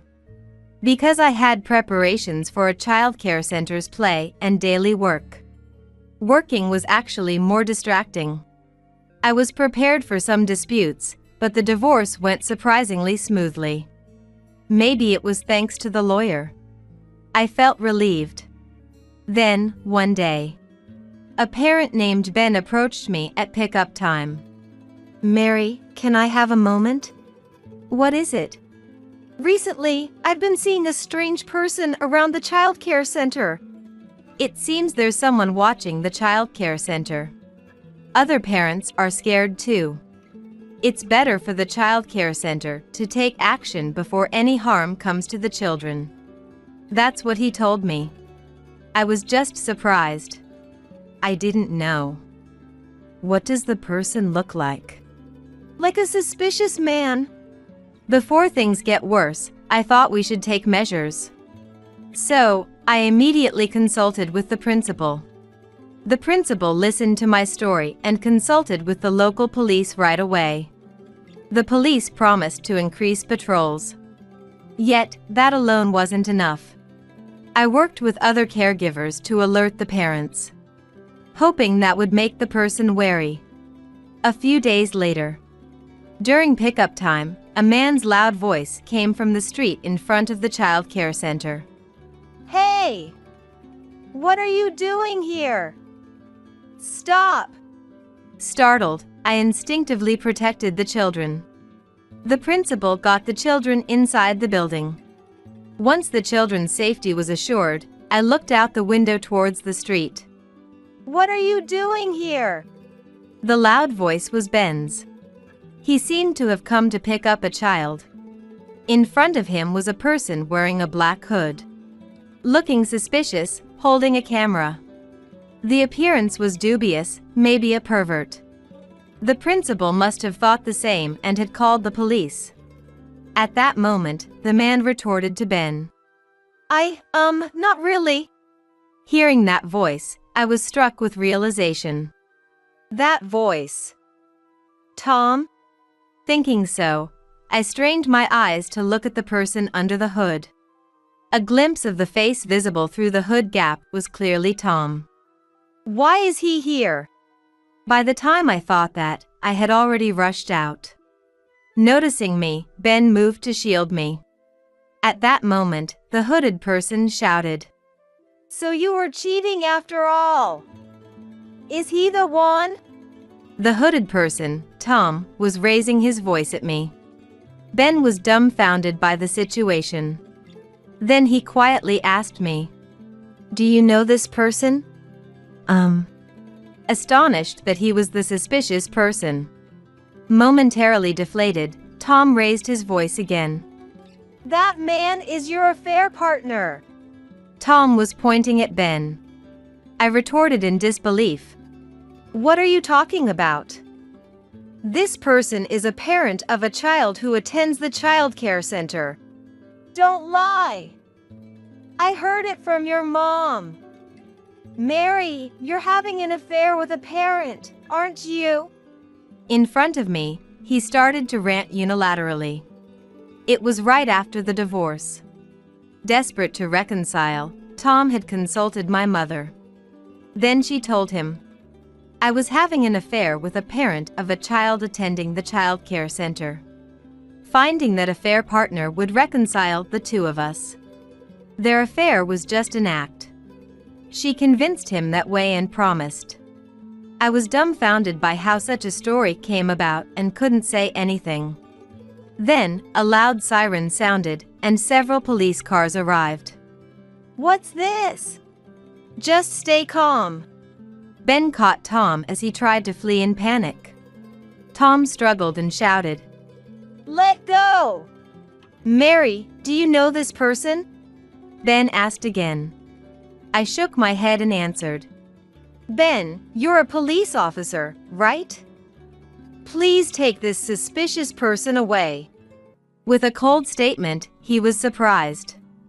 Eventually, Tom was taken away by the police. Later, I heard he was released after receiving a warning from the police. Whether he was truly all right after that is debatable. In fact, many children started crying when he was found. Naturally, no parent would forgive this. Indeed, one parent filed a complaint. against him for traumatizing their child. Whether compensation was awarded is uncertain, but it certainly added insult to injury for Tom. Seeing the situation gravely, my father fired him. He even ordered that part of the severance pay be used to compensate the parents. He could not ignore his father's command. Everything was recorded on video. Some of it was even broadcast on a video site. In the end, he had no choice but to ask for the video's removal as a condition for reconciliation. Tom, now jobless, seems to be living by working part-time jobs at night. The mother who incited Tom had a huge fight with my father. It seems she wanted to help Emma. Learning this, my father was furious. And then he said to her, "Why do you always antagonize Mary? I can't stand this anymore. We're getting a divorce." Thus, my mother was kicked out of the house. Losing a place to go, she ended up crashing at Emma's room. But she had just quit her job because of the rumors at work about being sued for compensation due to the affair. Naturally, Emma tried to kick her out immediately. However, she wouldn't be ousted easily, because Kate had spread the story of the divorce among the relatives. Seen as the bad woman who only doted on one daughter. Among the relatives, that was my mother's reputation. And Emma, too, was labeled as the worst woman for stealing her sister's husband. With no relatives to turn to, the two had to support each other. Eventually, they decided to support each other with part-time janitorial jobs and moved into a small apartment together, so I heard. As for me, I continued working as a childcare worker. The incident with Tom had caused trouble at my workplace. Initially, I intended to quit, but I was persuaded to stay by the parents. That's why I'm still working as a childcare worker. Thinking about remarriage or dating is out of the question for now. But if a good opportunity arises, I might consider it seriously. "Mary, are you having any troubles?" No, rather I'm sorry for the inconvenience the other day. "If you ever have any troubles, I'm always here to listen. I'm single and have plenty of time." When he said that, I felt a little happy. Maybe this is what love is, but that's a secret for now. Finally, the nuisance is gone. From today, we're living with my parents at my house. Matthew's words hung in the air as I stood dumbfounded in front of our demolished family home, right after my parents had passed away. "What are you talking about? Have you lost your mind too? Hurry up and bring the inheritance over to my place." I couldn't help but burst into laughter at his words. I see. So that's what this was about. What? Why are you laughing? You guys don't know? Know what? As I laughed, Matthew and the in-laws looked at me quizzically. It was then that I decided to tell them the truth. My name is Madison. I was born the eldest daughter in a family of ordinary full-time working parents. I have one older brother. A perfectly normal family. At 29, I married my husband Matthew, and we had 2 children. Juggling work and child-rearing, before I knew it, I was already 55. Our son, Kenneth, and our daughter, Amelia, had grown up and become respectable members of society. They were both living on their own, struggling with their new careers. Now it was time for Matthew and me to enjoy some peace. It was a plain life, but a happy one. I had always thought we would continue to age together like this. But then, one winter day, everything changed.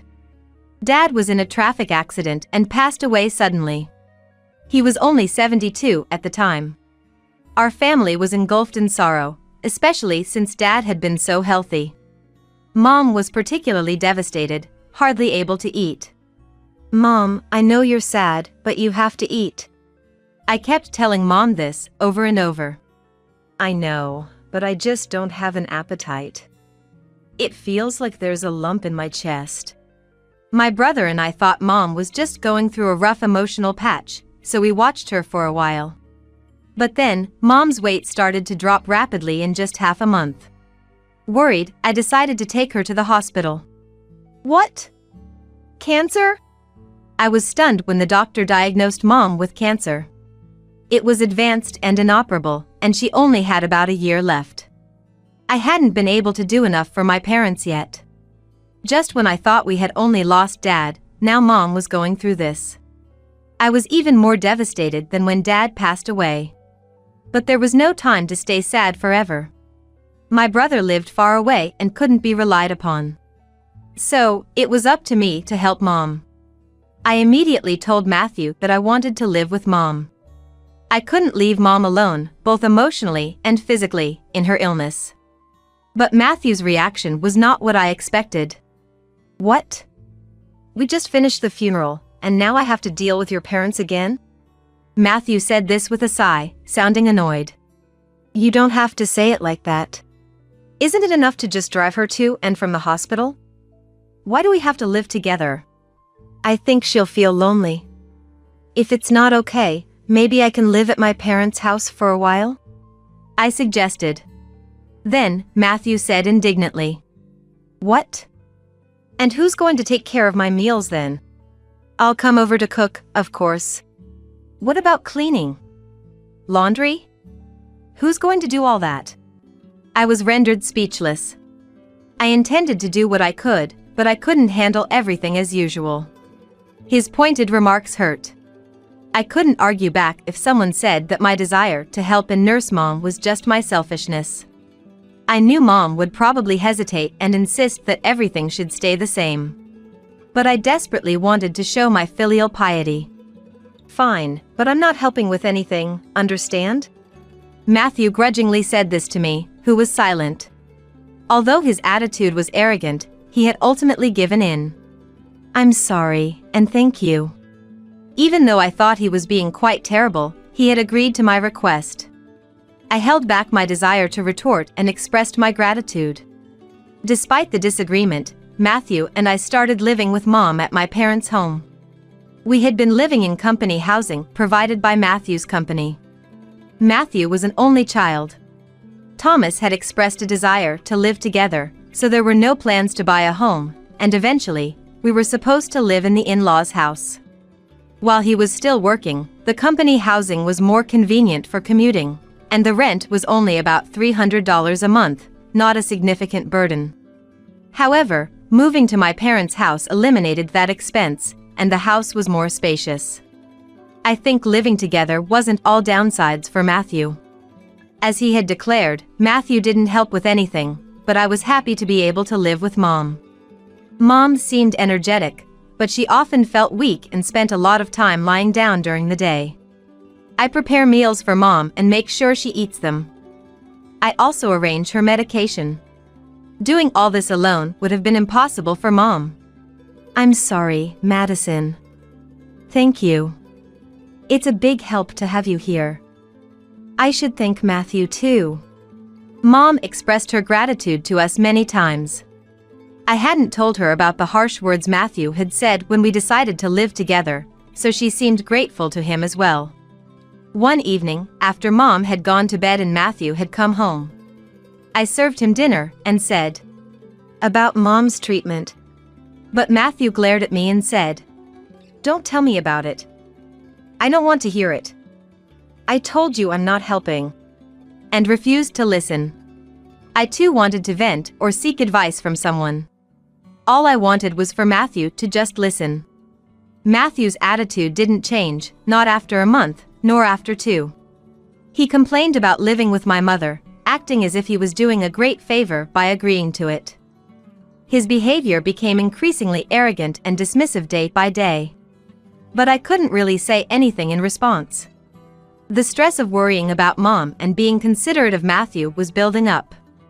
Around the time when a year had passed since Mom's terminal diagnosis, her health rapidly deteriorated, and she was hospitalized. 3 days later, she passed away. Despite being mentally prepared, I was deeply saddened. My brother's family and my children rushed to support me, but in times like these, you really want your spouse by your side. However, Matthew just laughed and chatted with the in-laws in a corner, not helping with the funeral at all. My brother took on the role of the chief mourner, and we somehow managed to prepare for the funeral. But Matthew sat at the very back of the relative seats when he should be seated at the bereaved family seats. Matthew, I'd like you to sit in the bereaved family seats.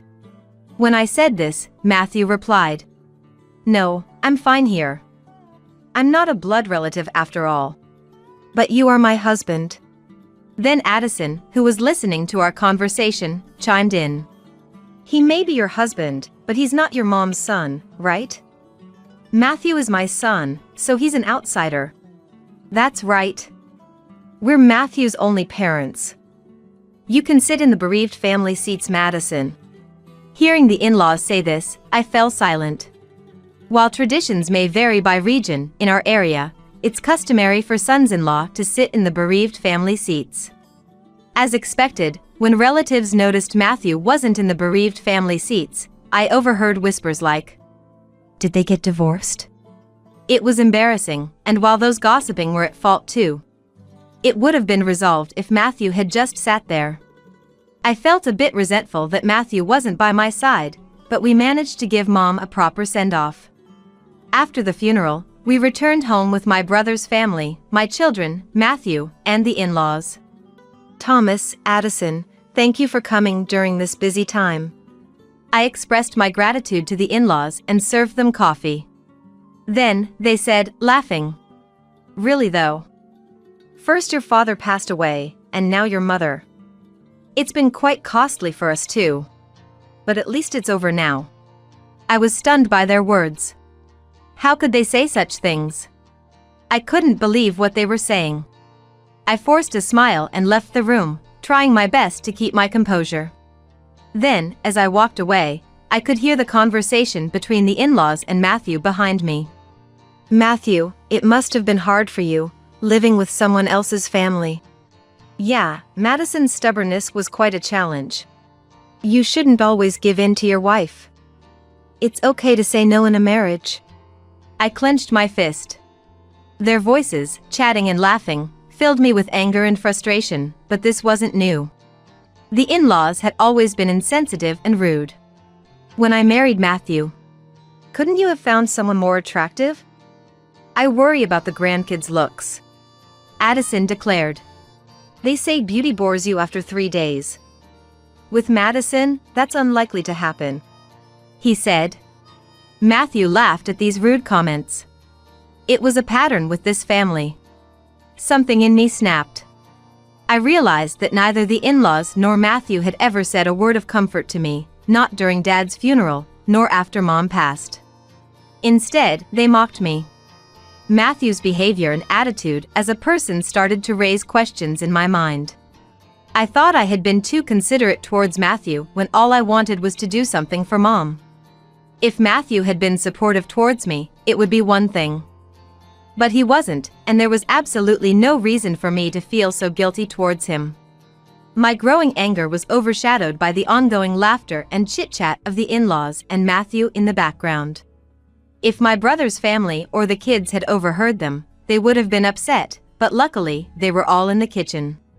I was the only one who heard their conversation since I was in a different room, which was a relief. As I was contemplating all this, Addison's voice once again reached my ears. Madison. Yes? I turned to respond. Can I take this? Addison was holding Mom's handbag. I was perplexed, not understanding what was meant by that. Addison responded to me, saying, Your mom can't use it anymore, right? Matthew said it's okay to take it. Addison was examining the bag as if appraising it. It was so disrespectful, especially right after the funeral. I took the bag away. No, you can't. Huh? Her expression changed, showing not just anger about having the bag taken away, but also that I, her daughter-in-law, had dared to stand up to her. Despite the intensity of her expression, I stood my ground and responded with equal determination. We're not ready to go through Mom's belongings yet. We'll divide her things among family members later. Addison was furious. What? Are you saying I'm an outsider? Didn't you just say at the funeral that even Matthew was an outsider? How does that make you family? I couldn't help but retort. Hearing my words, Matthew and Thomas also turned red. What are you saying? Apologize to Mom. How rude for a wife to say such things. Hearing the commotion, everyone else came from the other room. After all the effort we put in, attending the funeral and cremation, to be called an outsider. Let's go, Thomas. Addison yelled at me in front of everyone and left our house. Matthew, too, angrily left with the in-laws. What happened? Did you really say they were outsiders to Mom? Everyone, having heard only Addison's words, said that to me. Indeed, if only that part of the conversation was considered, it might sound like I was the one being unreasonable. However, I explained the entire situation to everyone. Not a single person blamed me. Grandma and Grandpa should have been more considerate. Dad's just the same. They've always been like that. My kids stood by me, but I couldn't forgive those three. Matthew didn't come home for a while.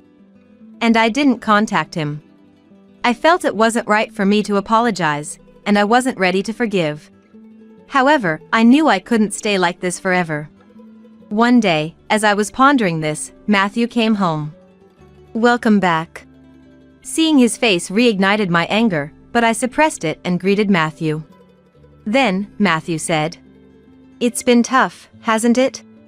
His awkward attempt at consolation surprised me. Take the kids on a trip. It'll be a good change of pace. He handed me travel vouchers. I was speechless. And tears welled up. Maybe the kids had influenced him. But I was happy he went along with it. I immediately contacted my children to plan the trip. Dad did? That's unusual. They were surprised by my suggestion. It seemed to be genuinely from Matthew. I wonder if Dad feels sorry, I said, smiling. And so, I gratefully accepted the trip offered by Matthew. I'll be going then. Sure. Take it easy. Why not stay at the kids' places while you're at it? Really? I can't be away that long. It's fine. I'll relax at my parents' house, so don't worry about me. Matthew said this as he saw me off. Amelia was happy to have me visit, so before the trip, I went to Amelia's and then Kenneth's place. Since I hadn't been able to visit them while caring for Mom, I helped them a bit with household chores, like preparing some meals for them to freeze. Mom, you're not really resting, are you? But it's a big help. Thank you. Both of them were delighted to have my home-cooked meals. This was all thanks to Matthew's suggestion. Then came the long-awaited trip. I spent a relaxing time with my children at our destination. It seemed to heal the fatigue from caregiving and the sorrow of losing my parents. Although I was away for almost a week, both children returned to their homes with bright smiles. It was fun. We should thank Dad once in a while. Yeah, once in a while. But I wonder if he's up to something? Amelia said this with a joking tone. Don't say that. Dad thought about it in his own way. I laughed along with them. I planned to return home and share all these memories with Matthew, looking forward to a happy life together as a couple. But when I arrived home, I was speechless. What's going on? Where's the house? I looked around in disbelief, confirming my location. Despite being in a familiar place, my parents' house was gone. Then, Matthew appeared out of nowhere. The in-laws were behind him. They were wearing smug smiles, while I could only stand there. Matthew, what's happening? I asked Matthew, bewildered. Matthew, with a similarly unsettling smile as the in-laws, said, Finally, the nuisance is gone. Now, it's time to live with my parents at my house. What are you talking about? I replied calmly to Matthew's arrogant statement. Then, Matthew continued. Have you lost your mind too? Your family home has been demolished. Hurry up and bring your inheritance to my place. Whatever you inherited is ours now. I realized then. The reason our house was gone was Matthew's doing, and it was all for the inheritance. Despite having thought about the future on my way home, what a betrayal it was. I was overwhelmed with frustration and sadness.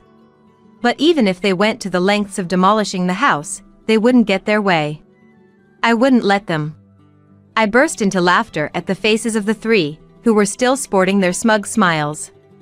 My laughter seemed to confuse Thomas and Matthew, leaving them looking bewildered. What? Why are you laughing? What a weird woman. Has she gone crazy? Addison looked at me as if I were something bizarre. I faced the three of them and said, You guys don't know? Know what? I then told Matthew. I didn't inherit anything at all. So there's no inheritance. I started laughing again after saying this. They must have mistakenly thought they would become rich from the inheritance. Their baseless assumptions and actions were so ludicrous, I couldn't stop laughing. What do you mean? Explain yourself. Matthew demanded an explanation. But I chose to remain silent. I saw no need to enlighten them. Before that, let me say this. I won't live with strangers. If you want to live together, do it on your own. Instead of answering Matthew's question and refusing his initial proposal, Addison erupted in anger. You helped your own parents with their housework, but you can't help us? You do understand there was a reason for that, right? I agreed to live together, didn't I? I said it wasn't necessary for us to live together. Have you forgotten that you chose to live together just to avoid housework? Matthew and Addison bit their lips as I countered their arguments. And demolishing my family home without permission, there are things you just don't do. I reprimanded the three of them. And then left the place. Behind me, Matthew called out. Where are you going? His voice rang out. But I didn't turn back. I needed to find a place to sleep for the night, and I really didn't want to see Matthew's face. I immediately consulted a lawyer. It's not that easy to just demolish a house. The house was still in Mom's name. As I wondered which company had taken on the demolition, an unbelievable truth came to light.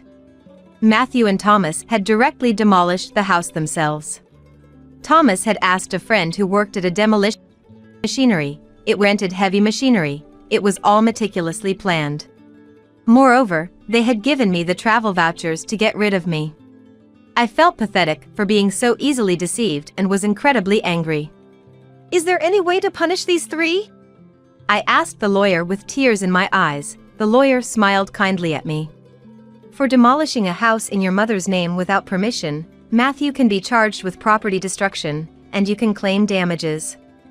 Let's start there and get Matthew and his parents to properly apologize. I nodded at the lawyer's words. The lawyer then immediately began the legal process. A few days later, after learning about the situation, an enraged Matthew called me. What's this legal notice about? Oh, you received it? You destroyed an important house, so naturally, you need to compensate. Compensate? We told you we were moving into our family home. We demolished a house nobody was going to live in. Instead of compensation, you should be thanking us. Now, bring whatever inheritance you have and come back home. Matthew arrogantly retorted. Thank you for demolishing my house without permission? Don't make me laugh. And as for bringing the inheritance, there's none to bring since I didn't inherit anything. I shouted back at him over the phone. Matthew remained silent. It seemed he was startled by my raised voice, something unusual for me who rarely shouts. The reason I laughed when the house was demolished was precisely this.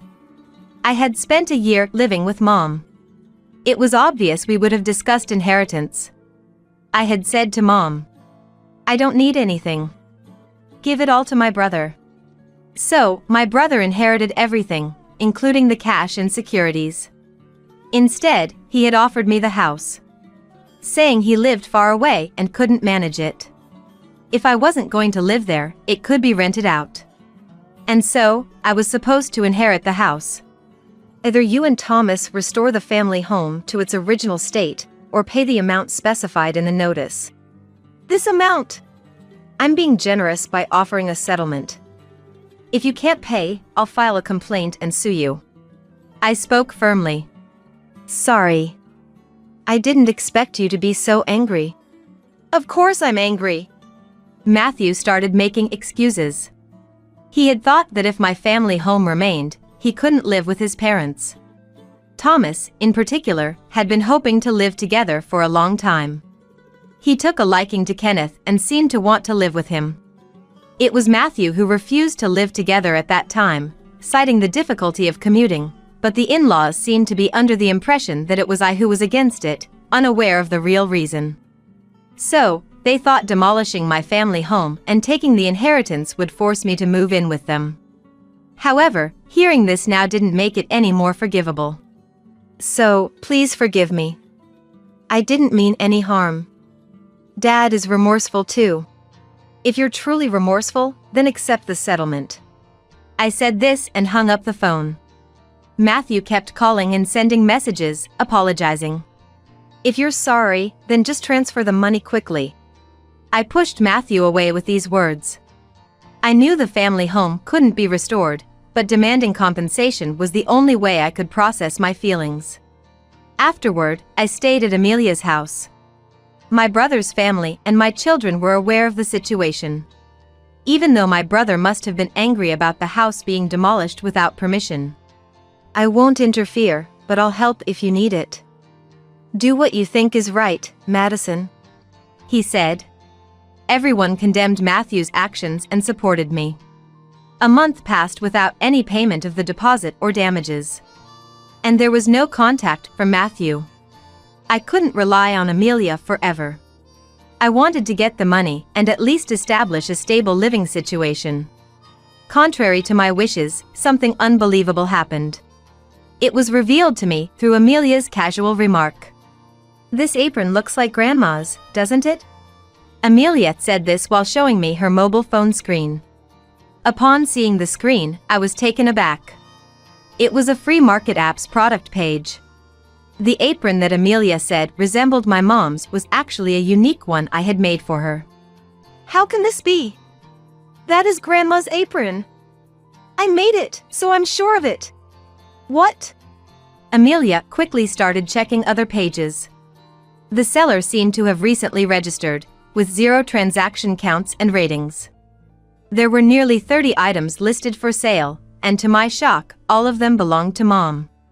I immediately realized what was happening. It was Matthew's doing. He was the only one who could have taken Mom's belongings after demolishing the house. I called Matthew right away. What's with that app? App? Matthew responded with an air of inconvenience. Fuming, I didn't let him play ignorant. Don't play dumb. You're selling Mom's things, aren't you? Cancel those listings right now. Then, Matthew seemed to panic. What? No, it's not me. Who else would do such a thing? I'm coming over to get everything back. I hung up and immediately headed to the in-laws' house with Amelia. Where are Mom's belongings?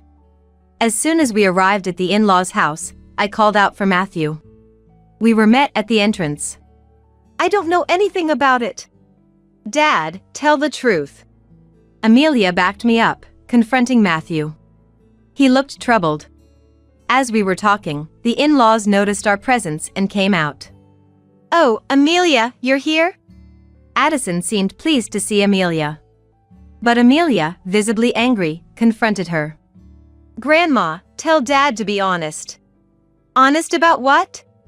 It seems Dad is selling Grandma's stuff that was left when she passed away. At Amelia's words, Addison laughed. Matthew, looking troubled, furrowed his brow and repeated. It's really not me. Then, Addison said loudly. Matthew is selling them? That's impossible. But. Because I'm the one selling them. I felt as if the blood had drained from my face at her words. Matthew must have known. He looked at Addison with an expression that screamed trouble. Even as Amelia stood there in shock, Addison seemed cheerful. What did you say? It's quite a lot of work, you know? I have to pack things carefully and take good photos for the listings.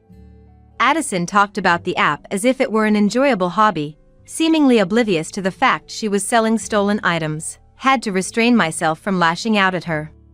Cancel the listings. Those items aren't yours to sell. Amelia, now red-faced and teary, pleaded with Addison. But Addison looked displeased. What's the big deal? I've found a fun hobby. I use what I can and sell what I can't for a little pocket money. It's good for preventing dementia. Besides, I'm the only grandma left.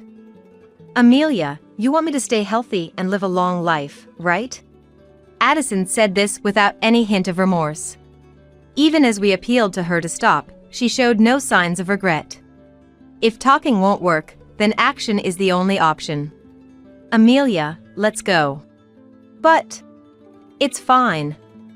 Let's leave. I practically dragged Amelia out of the house and went straight to the police station.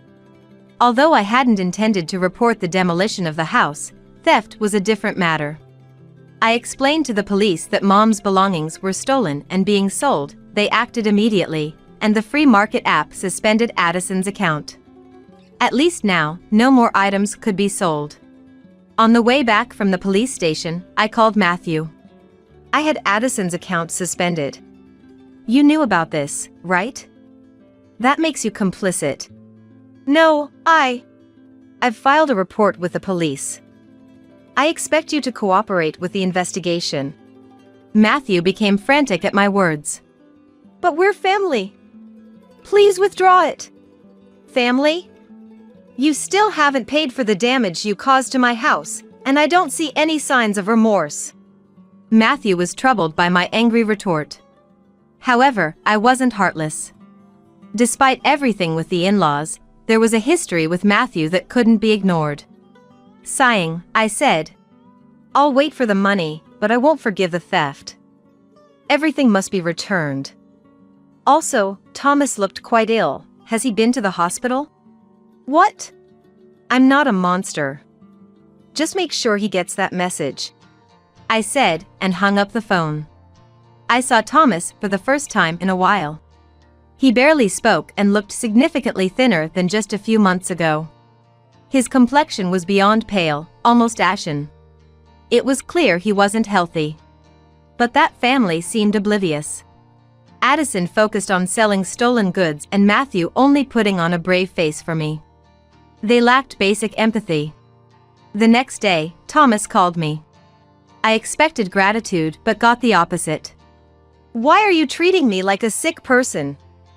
Planning to shove me in a hospital to get rid of me? I have to protect Addison and Matthew from you. I won't go to the hospital. He was scolding me. Here I was, concerned about him, and this was his response. I apologize if I overstepped. I was just worried. I'm not weak and short-lived like your parents. Don't insult me. His words irritated me, but a few days later, he apparently felt unwell enough to visit the hospital. The diagnosis was terminal cancer. Matthew, in a panic, called me. Dad's got terminal cancer. What am I going to do? But I just snorted in response. I don't want to hear it. Do you know what he said when I suggested going to the hospital? I'm not weak and short-lived like your parents. Do as you please. How can you be so heartless, Madison? Who's the heartless one? Did you ever say a kind word to my mom when she was sick? Reflect on your own actions. I said this and hung up the phone. As expected, Thomas soon passed away. I didn't want to hold negative feelings towards someone who passed away, but I couldn't muster any tears for him, remembering all he had done and said. After his funeral, his will was discovered. The man who insisted he wasn't short-lived had everything meticulously planned. The house goes to my grandson, Kenneth. The rest of the estate is to be split between my wife and eldest son. I was surprised to hear Kenneth's name. Thomas had always favored Kenneth and wanted to live with him. Perhaps he hoped Kenneth would live in the house after he was gone. To Kenneth, this might have been an inconvenience. You should renounce the inheritance. You don't need that house. I advised Kenneth, but he was happy to receive it. The inheritance tax was a burden, and there seemed to be no benefit for Kenneth. However, he was pleased, so I decided not to interfere further. Kenneth inherited the house as per Thomas's will. Addison seemed pleased and paid the inheritance tax. He's our heir, after all. It's only natural, she said. Well, that's not incorrect. I was a bit downcast, feeling like I had lost Kenneth, but then something unbelievable happened. Come to our place. I received this message from Matthew and immediately went to the in-laws' house. There, like me once, stood Addison and Matthew, stunned in front of the house.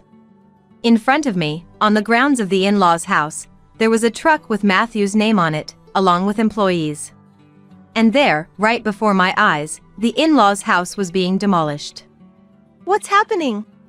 It's my house. I can do whatever I want with it, right? Kenneth, appearing out of nowhere, watched the demolition of the family home with satisfaction. Kenneth, what are you doing? Stop this right now. Even if I stop them now, it's not like anyone can live here anymore. Kenneth, what have you done? Addison and Matthew pleaded with Kenneth. But he just laughed. Have you forgotten what Grandpa and Dad did to Mom? Kenneth. Grandma, did you apologize for what you did to Mom? Kenneth's smile vanished, replaced by a piercing glare at Addison and Matthew. The two of them sank to their knees. The heavy machinery continued to noisily dismantle the in-laws' house. I finally felt a sense of relief. Later, Matthew finally paid the damages and the security deposit using the inherited assets. It turned out Kenneth had recovered the items Addison stole from Mom, and they were safely returned to me. Mom, you have me and Amelia. Don't worry. I shed tears of relief at his words. Addison and Matthew, having lost their home and with no money left, were now back in company housing. Matthew and I left the company housing. And now, returning to it with his mother, they've become the talk of the town. People are wondering what happened. I received such a message from the wife of a colleague of Matthew, who I'm on good terms with. So, I decided to tell her the whole truth, without any deception. The two of them will probably feel awkward from now on, but it's their own responsibility. Furthermore, after Matthew's resignation, the two, having lost their place to live, are now forced to economize in preparation for their new home. Occasionally, I'm considering asking my friends about how the two are faring, just for some conversation. Meanwhile, I continued to stay at Amelia's house, but then Kenneth decided to get married. He plans to build a new home. The land where the in-laws' house stood sold for a good price, which was unexpectedly beneficial. Mom, come live with us. Furthermore, Kenneth said that to me. His wife-to-be expressed her warm welcome to the idea, which I found very heartening. Since I couldn't stay with Amelia forever, I gratefully accepted his offer.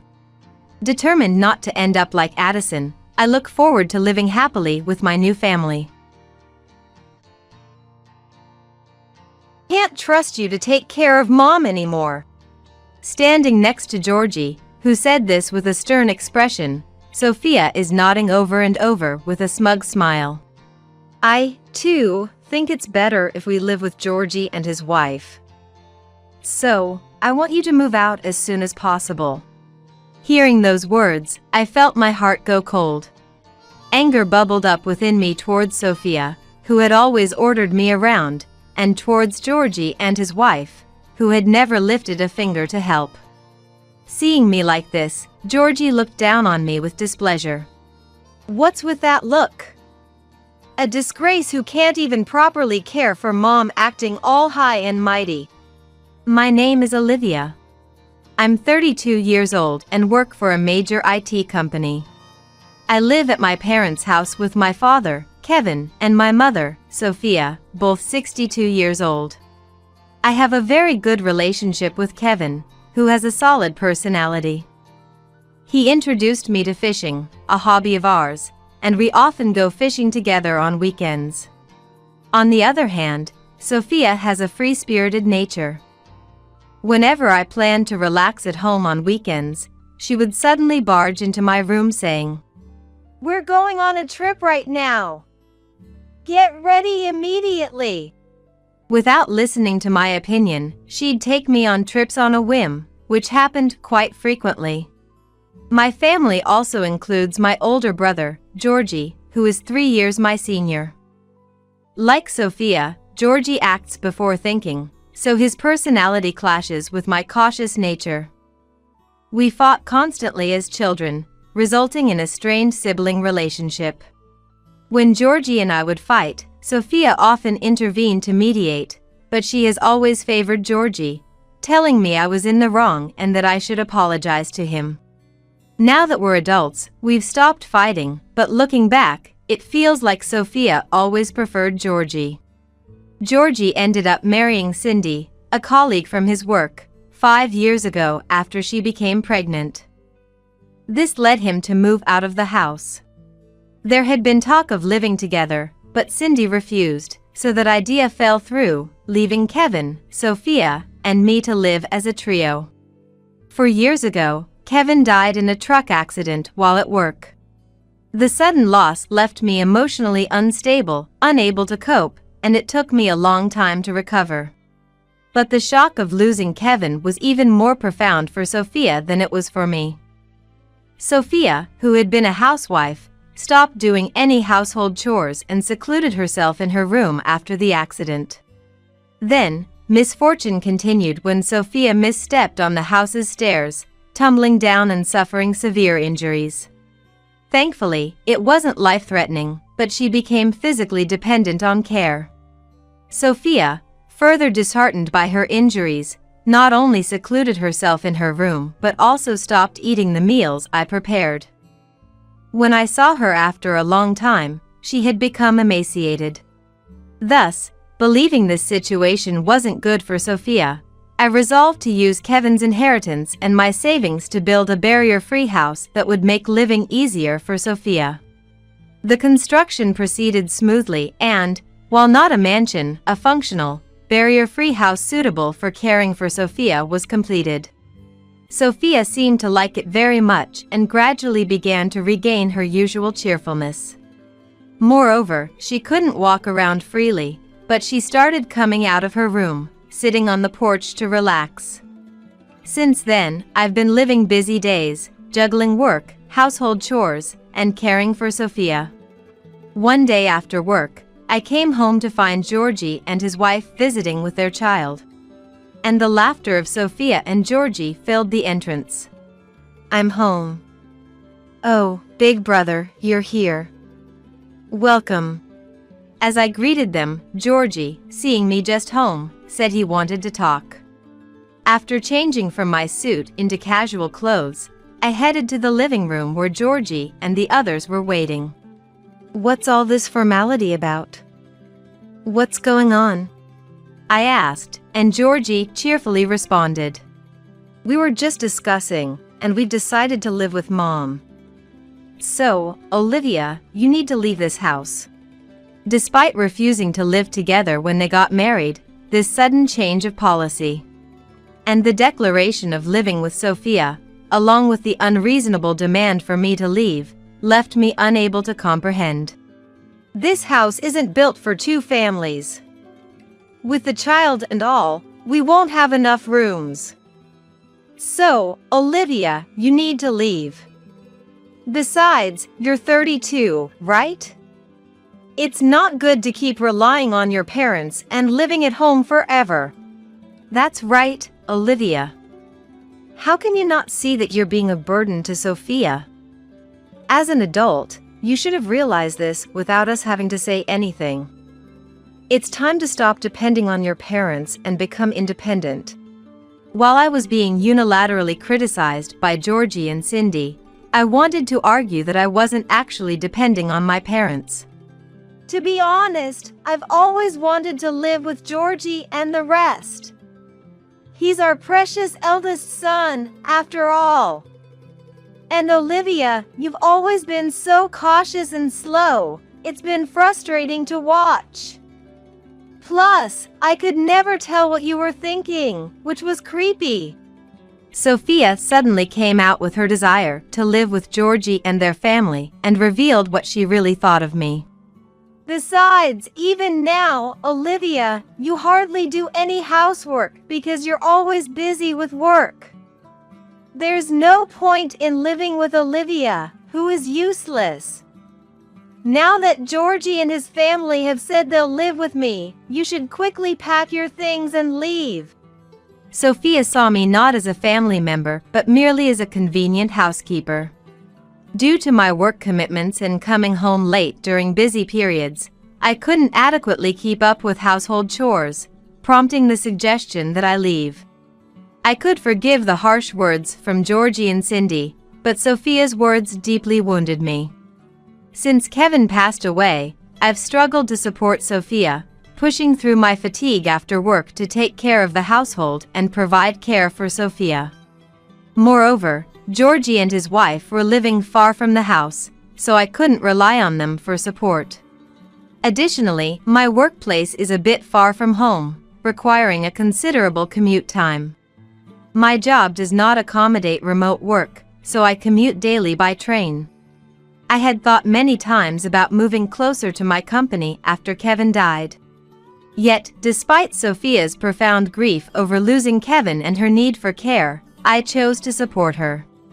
But to her, it seems I was just a housekeeper. Feeling betrayed by Sophia, sadness and anger began to swell within me. Busy with work and can't even take proper care of Mom, huh? Really, you're such a disgrace. You're failing as a family member. Stop half-assing it and just pack your bags and leave if you're that incompetent. Hey, Georgie, don't you think calling her a failure as a family member is too much? Don't worry, Olivia. We'll live together and take perfect care of Sophia, just you watch. Oh, Cindy, that's so reassuring. Unlike Olivia, you make me feel secure. This is how a family should be. These words from Georgie and the others unleashed the pent-up anger and sadness within me. Understood. I'll get everything sorted and leave you to your freedom. Suppressing various emotions, I said just that and returned to my room. As I ascended the stairs to my room, the voices of Sophia and the others, gossiping about me, could still be heard from the living room. It seemed I was the only one who thought of us as a family. It appeared the others did not consider me part of theirs. Realizing this, the suppressed feelings of anger, sadness, and frustration came flooding back. After entering my room and closing the door, I decided to make a significant phone call, harboring strong emotions. 2 weeks after I left the house, I received a call from Georgie. Hey! Mom isn't doing any household chores at all. What's going on? According to Georgie, Sophia wasn't taking care of the house or the children at all, leaving them in a bind. I had assumed this would be the case since Sophia hadn't been doing chores even when I was living there, but it seems Cindy had different expectations. It turns out Cindy had hoped that, despite needing some care, Sophia's condition wasn't serious and that she could handle household chores and look after the grandchildren, allowing Cindy to take it easy. I couldn't help but feel astounded by Cindy's overly optimistic thinking and Georgie's complaints despite agreeing to it so readily. There was no way living together and relying on Mom from the start was going to work. Plus, we knew she needed care all along. What are you complaining about now? I wasn't told she couldn't move around this much. Georgie came up with excuses like a child. And that's not all. People claiming to be from a real estate and construction company have been showing up, asking to see the house, causing us trouble. They're probably scammers, so we've been ignoring them. But they've been sending letters for a while, showing up at the house, and even calling. It's getting really annoying. Georgie said this in frustration, and I calmly replied, Oh, that's because I hired a professional service. I've sold the house, so you'll need to move out soon. What? Why are you selling Mom's house without permission? It's our house, don't mess around. I ignored Georgie's yelling and explained that Sophia was already informed. Why do you think the house I paid to build is Mom's, let alone yours? I built it, so it's my right to sell it. The buyer wants to demolish it and the surrounding land to build condominiums. They were thrilled to buy it. Why would you do something like that on your own? We're living there right now. Is this how you treat family? Who was it that said to leave because I was useless? Besides, it's my house that I bought, so I can do whatever I want with it. As I countered Georgie, who tended to ignore inconvenient truths, he seemed to run out of arguments. Georgie suddenly changed his tone, pleading with me in a different voice. Please! We were wrong! So, stop selling the house and cancel the demolition. Talk to the company and convince them to stop. I'll even let you live here. We'll make the rent cheap and even do some of the housework. How about that? It's not a bad deal, right? I'm saying we'll welcome you back into the family. Even in this situation, Georgie seemed not to understand his position at all. Despite it being the house I bought, he's talking about charging me rent, assuming I'd do the housework, and saying they'd welcome me back into the family. I was utterly astounded by Georgie's arrogant remarks, informed him that a buyer had already been found and that the sale wouldn't be reversed, and he should leave the house without causing any more trouble for the company, then hung up. Georgie called again shortly after, but I blocked his number. Soon after, I received messages from both Cindy and Sophia, blaming me and asking to stop the sale of the house, but I replied with rejections to both and decided to block Sophia and Georgie's contacts, resolved never to see them again. A colleague who lives near the house I had built later told me about Sophia and Georgie's situation. After our call, the contractors moved in quickly to start demolishing the house. Sophia and the Georgies resisted until the end, trying to prevent the contractors from entering and spreading malicious rumors about illegal construction in the neighborhood, continuing their harassment and interference. I had warned the contractors in advance that these people were difficult and might cause trouble, so they were somewhat prepared. However, overwhelmed by the severity of their malicious harassment, the contractors reached their limit and threatened to call the police if the harassment and interference continued.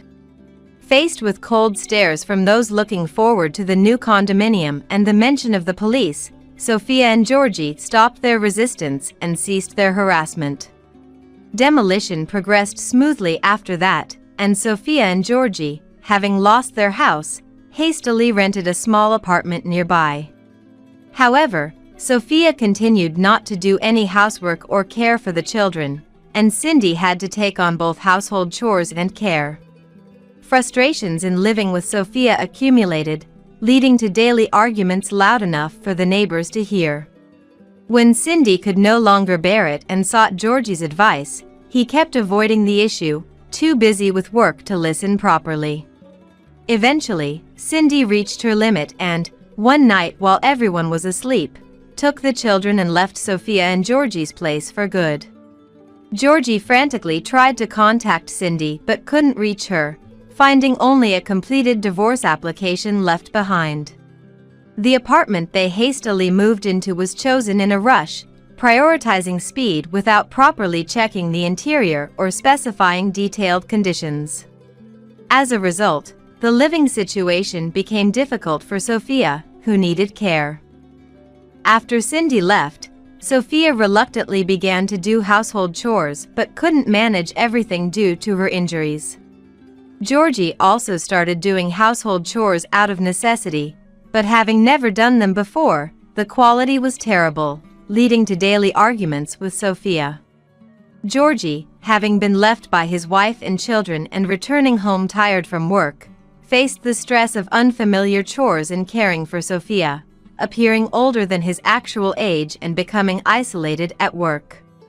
Originally, Georgie had an outgoing personality like Sophia's, with many friends and a fulfilling private life, but his mental state deteriorated due to his current lifestyle, leading to harsh behavior. Gradually, he lost friends and was avoided at work, becoming lonely. Moreover, Sophia has been looking for me recently, shouting my name around the house, becoming the talk of the neighborhood, as a colleague mentioned. As for me, I am now living abroad. My boss had always wanted me to go to our overseas branch, but I had declined due to caring for Sophia, who needed assistance. However, after being driven out of the house, I accepted the overseas transfer without hesitation and left for America. Life in a new environment is full of exciting new challenges. And while it requires a different perspective from America, I find it very rewarding. Before leaving America, a colleague who had long harbored feelings for me confessed, and we started dating.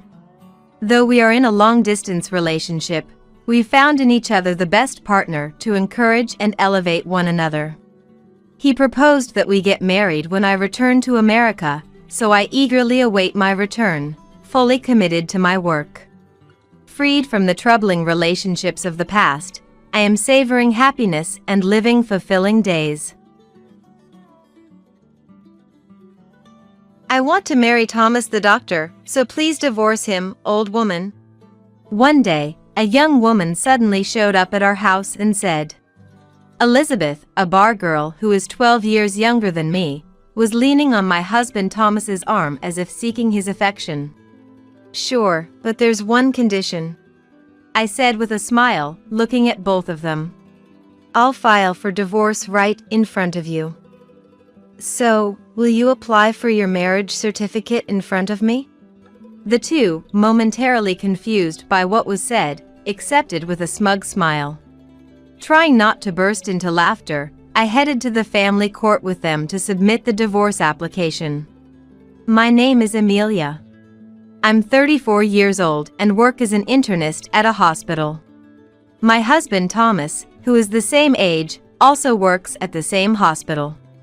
Since we both have night shifts, our days off rarely coincide, and we don't have any children yet.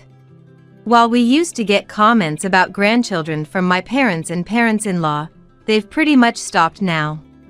Given our busy schedules and the possibility of being called into work unexpectedly, they seem to have accepted that grandchildren are off the table as long as I work at this hospital. Though I feel a bit guilty towards our parents, I find my job very fulfilling. Thomas likes his job too and occasionally attends skill upgrade training sessions. His hard work is well regarded in the hospital, and despite our busy schedules, we lead fulfilling lives.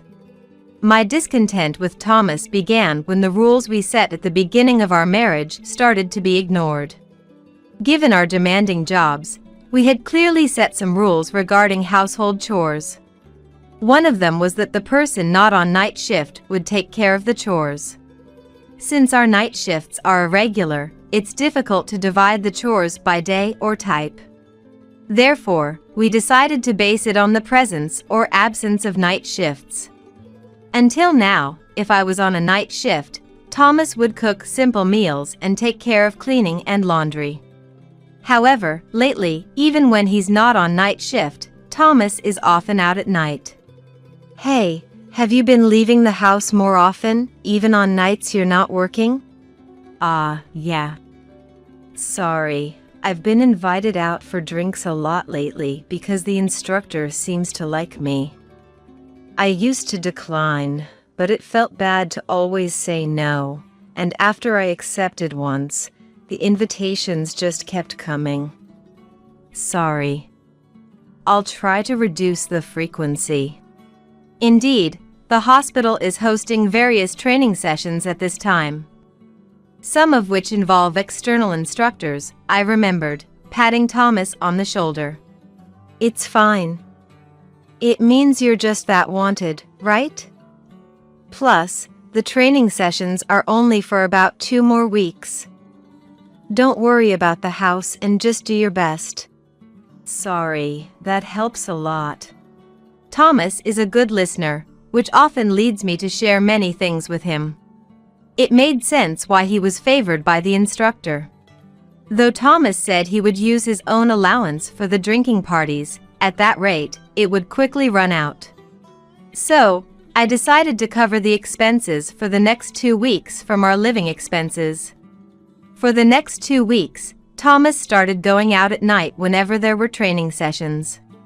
Even after the training ended, the night outings continued. I thought he was busy with night shifts, but Ms. Brown, a veteran janitor, told me that wasn't the case. Thomas hasn't been doing many night shifts lately. We'd prefer to leave it to the men, especially since we have many older staff in our department. It turned out Thomas was going out at night even when he wasn't on night shift. Just when I was about to confront him, my schedule got so hectic that I didn't have the time to question him. By the time my schedule calmed down, I no longer felt like confronting Thomas. All I wanted was to come home and sleep in my bed. Exhausted, when I returned home after a night shift, there was an unfamiliar woman's umbrella at our house. I'm home. Thomas, do we have a guest? Welcome back. Sorry for the suddenness, but there's something we need to talk about. As I walked into the living room, I saw Thomas sitting on the sofa, with an unknown woman next to him. The woman, who looked like a college student, was snuggling up to Thomas. Can I leave my bag here? Yeah, that's fine. But I hope you can make it quick. The atmosphere clearly indicated it wasn't a good conversation, so I sighed and went to leave my belongings in the room. Without changing, I returned to the living room in my work clothes and sat on the sofa facing Thomas and the woman. I believe this is our first meeting. What brings you here today? Nice to meet you. I'm Elizabeth. I came here today because I want you to divorce Thomas, old woman. More than being called old woman by someone I just met, it was her lisping speech that irked me. Holding back my confusion, I looked at Thomas, who seemed flustered for a moment but then met my gaze firmly. Elizabeth works at the bar where I went with the instructor. She's a college student working part-time to pay for her tuition, a very earnest girl. A college student? No offense, but how old are you? Are you even over 21? I'm 22. Old woman and I have a 12-year gap. Interesting, isn't it? I wanted to challenge her comment about being interesting, but resigned myself to glaring at Thomas. So, you cheat on me while I'm busy and now want to marry a younger girl and ask for a divorce, is that it? Why do you have to say it like it's something bad? I just want to protect Elizabeth for the rest of my life. You can live on your own, but Elizabeth needs me. Thomas, that's so cool. Watching them engage in affectionate gestures before me made me sigh. Thomas was completely smitten by Elizabeth, finding everything she said adorable, which was incredibly annoying. Every time I called Elizabeth's name, she looked at me with a triumphant, smug smile. Do you really want to marry this man? A man who goes to bars while married, brags, and lies. A man who takes the sales talk of bars seriously. Are you sure you won't regret it? Of course I want to marry him. After all, Thomas is a doctor and earns a lot. It's terrible to accuse him of lying. He's promised to stop going to bars once we're married. Thomas and I are in love, so it'll be fine. Hearing this, Thomas hugged Elizabeth as if moved, and they once again retreated into their own world. I stared at Thomas in disbelief, but our eyes never met. All right then. If you two have decided on that, I'll divorce you. But there's a condition. What's the condition? Division of assets? At Thomas's words, I shook my head no. And then looked at them with a smile. We're going to the family court together. I want Elizabeth to witness Thomas and I submitting our divorce application. After the divorce application is accepted, I want you two to apply for your marriage certificate in front of me. That's all. The two, initially confused by what was said, stood up delighted when they realized that was the only condition. Then, the three of us headed to the family court. At the family court, Thomas and I first submitted our divorce application. I made a somewhat unreasonable request to the staff to expedite the process as much as possible. Later, when the divorce application was accepted, we went to the state office, where Thomas and Elizabeth applied for their marriage certificate. I helped them fill out the application forms and advised them on the necessary identification documents, all the while feeling the curious glances from those around us. The atmosphere of an ex-wife helping the new wife with the paperwork felt awkward, and the staff deliberately avoided looking at us. I felt a bit guilty, but I couldn't help feeling good about myself. Then, I returned home and moved all my belongings to my parents' house. Since I hardly ever shopped due to my demanding job and left the household items behind, there wasn't much to move except for valuables and clothes. I managed to pack everything into suitcases and moved out by car in less than a day.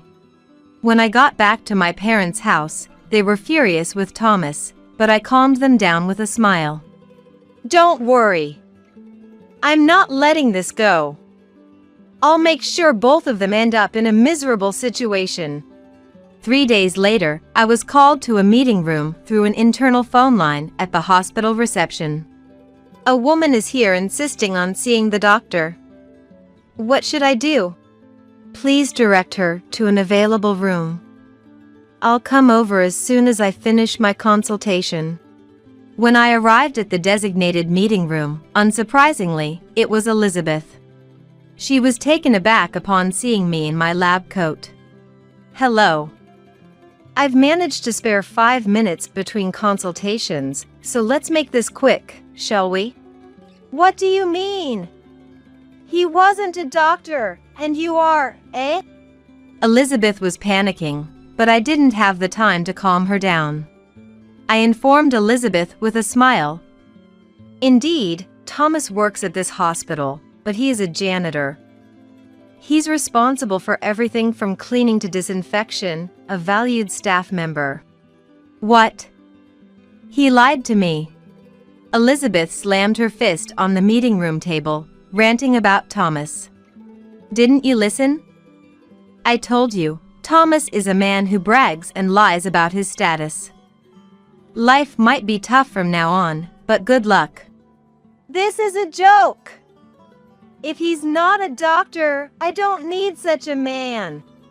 I waved goodbye to the nearly explosive Elizabeth and left the meeting room. I heard her trying to stop me, but I rushed back to my consultation room with full speed. After exchanging high fives with the nurses who knew the situation, I calmed down and called in the next patient. Later, Elizabeth found Thomas working in the hospital and demanded a divorce. Elizabeth shouted that there was no point in being married if he wasn't a doctor, while Thomas loudly claimed that love doesn't care about professions. The spectacle was witnessed by waiting patients and nurses, quickly becoming the talk of the hospital. Despite whispers from onlookers, the heated argument between the two didn't subside until security had to intervene, nearly leading to police involvement. Elizabeth stormed out of the hospital, and Thomas followed her. Elizabeth returned home and caused a neighborhood disturbance by screaming at Thomas to divorce her and claiming the house, along with demanding compensation for being deceived. Around the time our divorce became known in the hospital, I filed for compensation against both of them for the affair. Thomas and Elizabeth came to my parents' house immediately after receiving the letter from the lawyer. What the heck is this about demanding compensation? You didn't set any conditions other than remarrying Elizabeth. Why are you demanding compensation now? They barged into the house without hesitation, ranting in front of my parents. Well, Thomas, you cheated on me while we were married, And you, Elizabeth, knew he was married and still had an affair with him, right? So, of course, I'm going to demand compensation from both of you. Don't be ridiculous. It's not my fault. I won't pay a cent. You're so greedy even though you're a doctor. Your nature is so vile. Their yelling didn't bother me at all. Do you know why I included your remarriage in the divorce conditions? Thomas and Elizabeth looked puzzled. One reason is to make it clear that Thomas was having an affair while married to me. Normally, getting remarried just a few weeks after a divorce screams that the person was the affair partner. Though you didn't need to do that since you made a scene at the hospital and everyone already knows. The other reason is to ensure I could definitely get compensation from you. I thought Elizabeth was a fake name you used at the bar, and I had no idea where you worked or who you really were.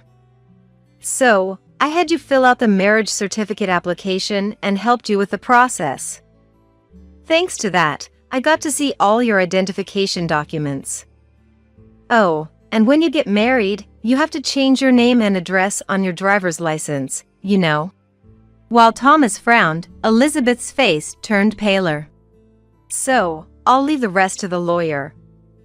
You can try to dodge or run, but don't forget I have all your personal information. Elizabeth, who works in a bar, must understand the importance of protecting personal information, as it could easily lead to her being stalked. As I smiled, Elizabeth ran off with heavy footsteps. Thomas, looking dumbfounded but irritated at me, followed after Elizabeth. In the now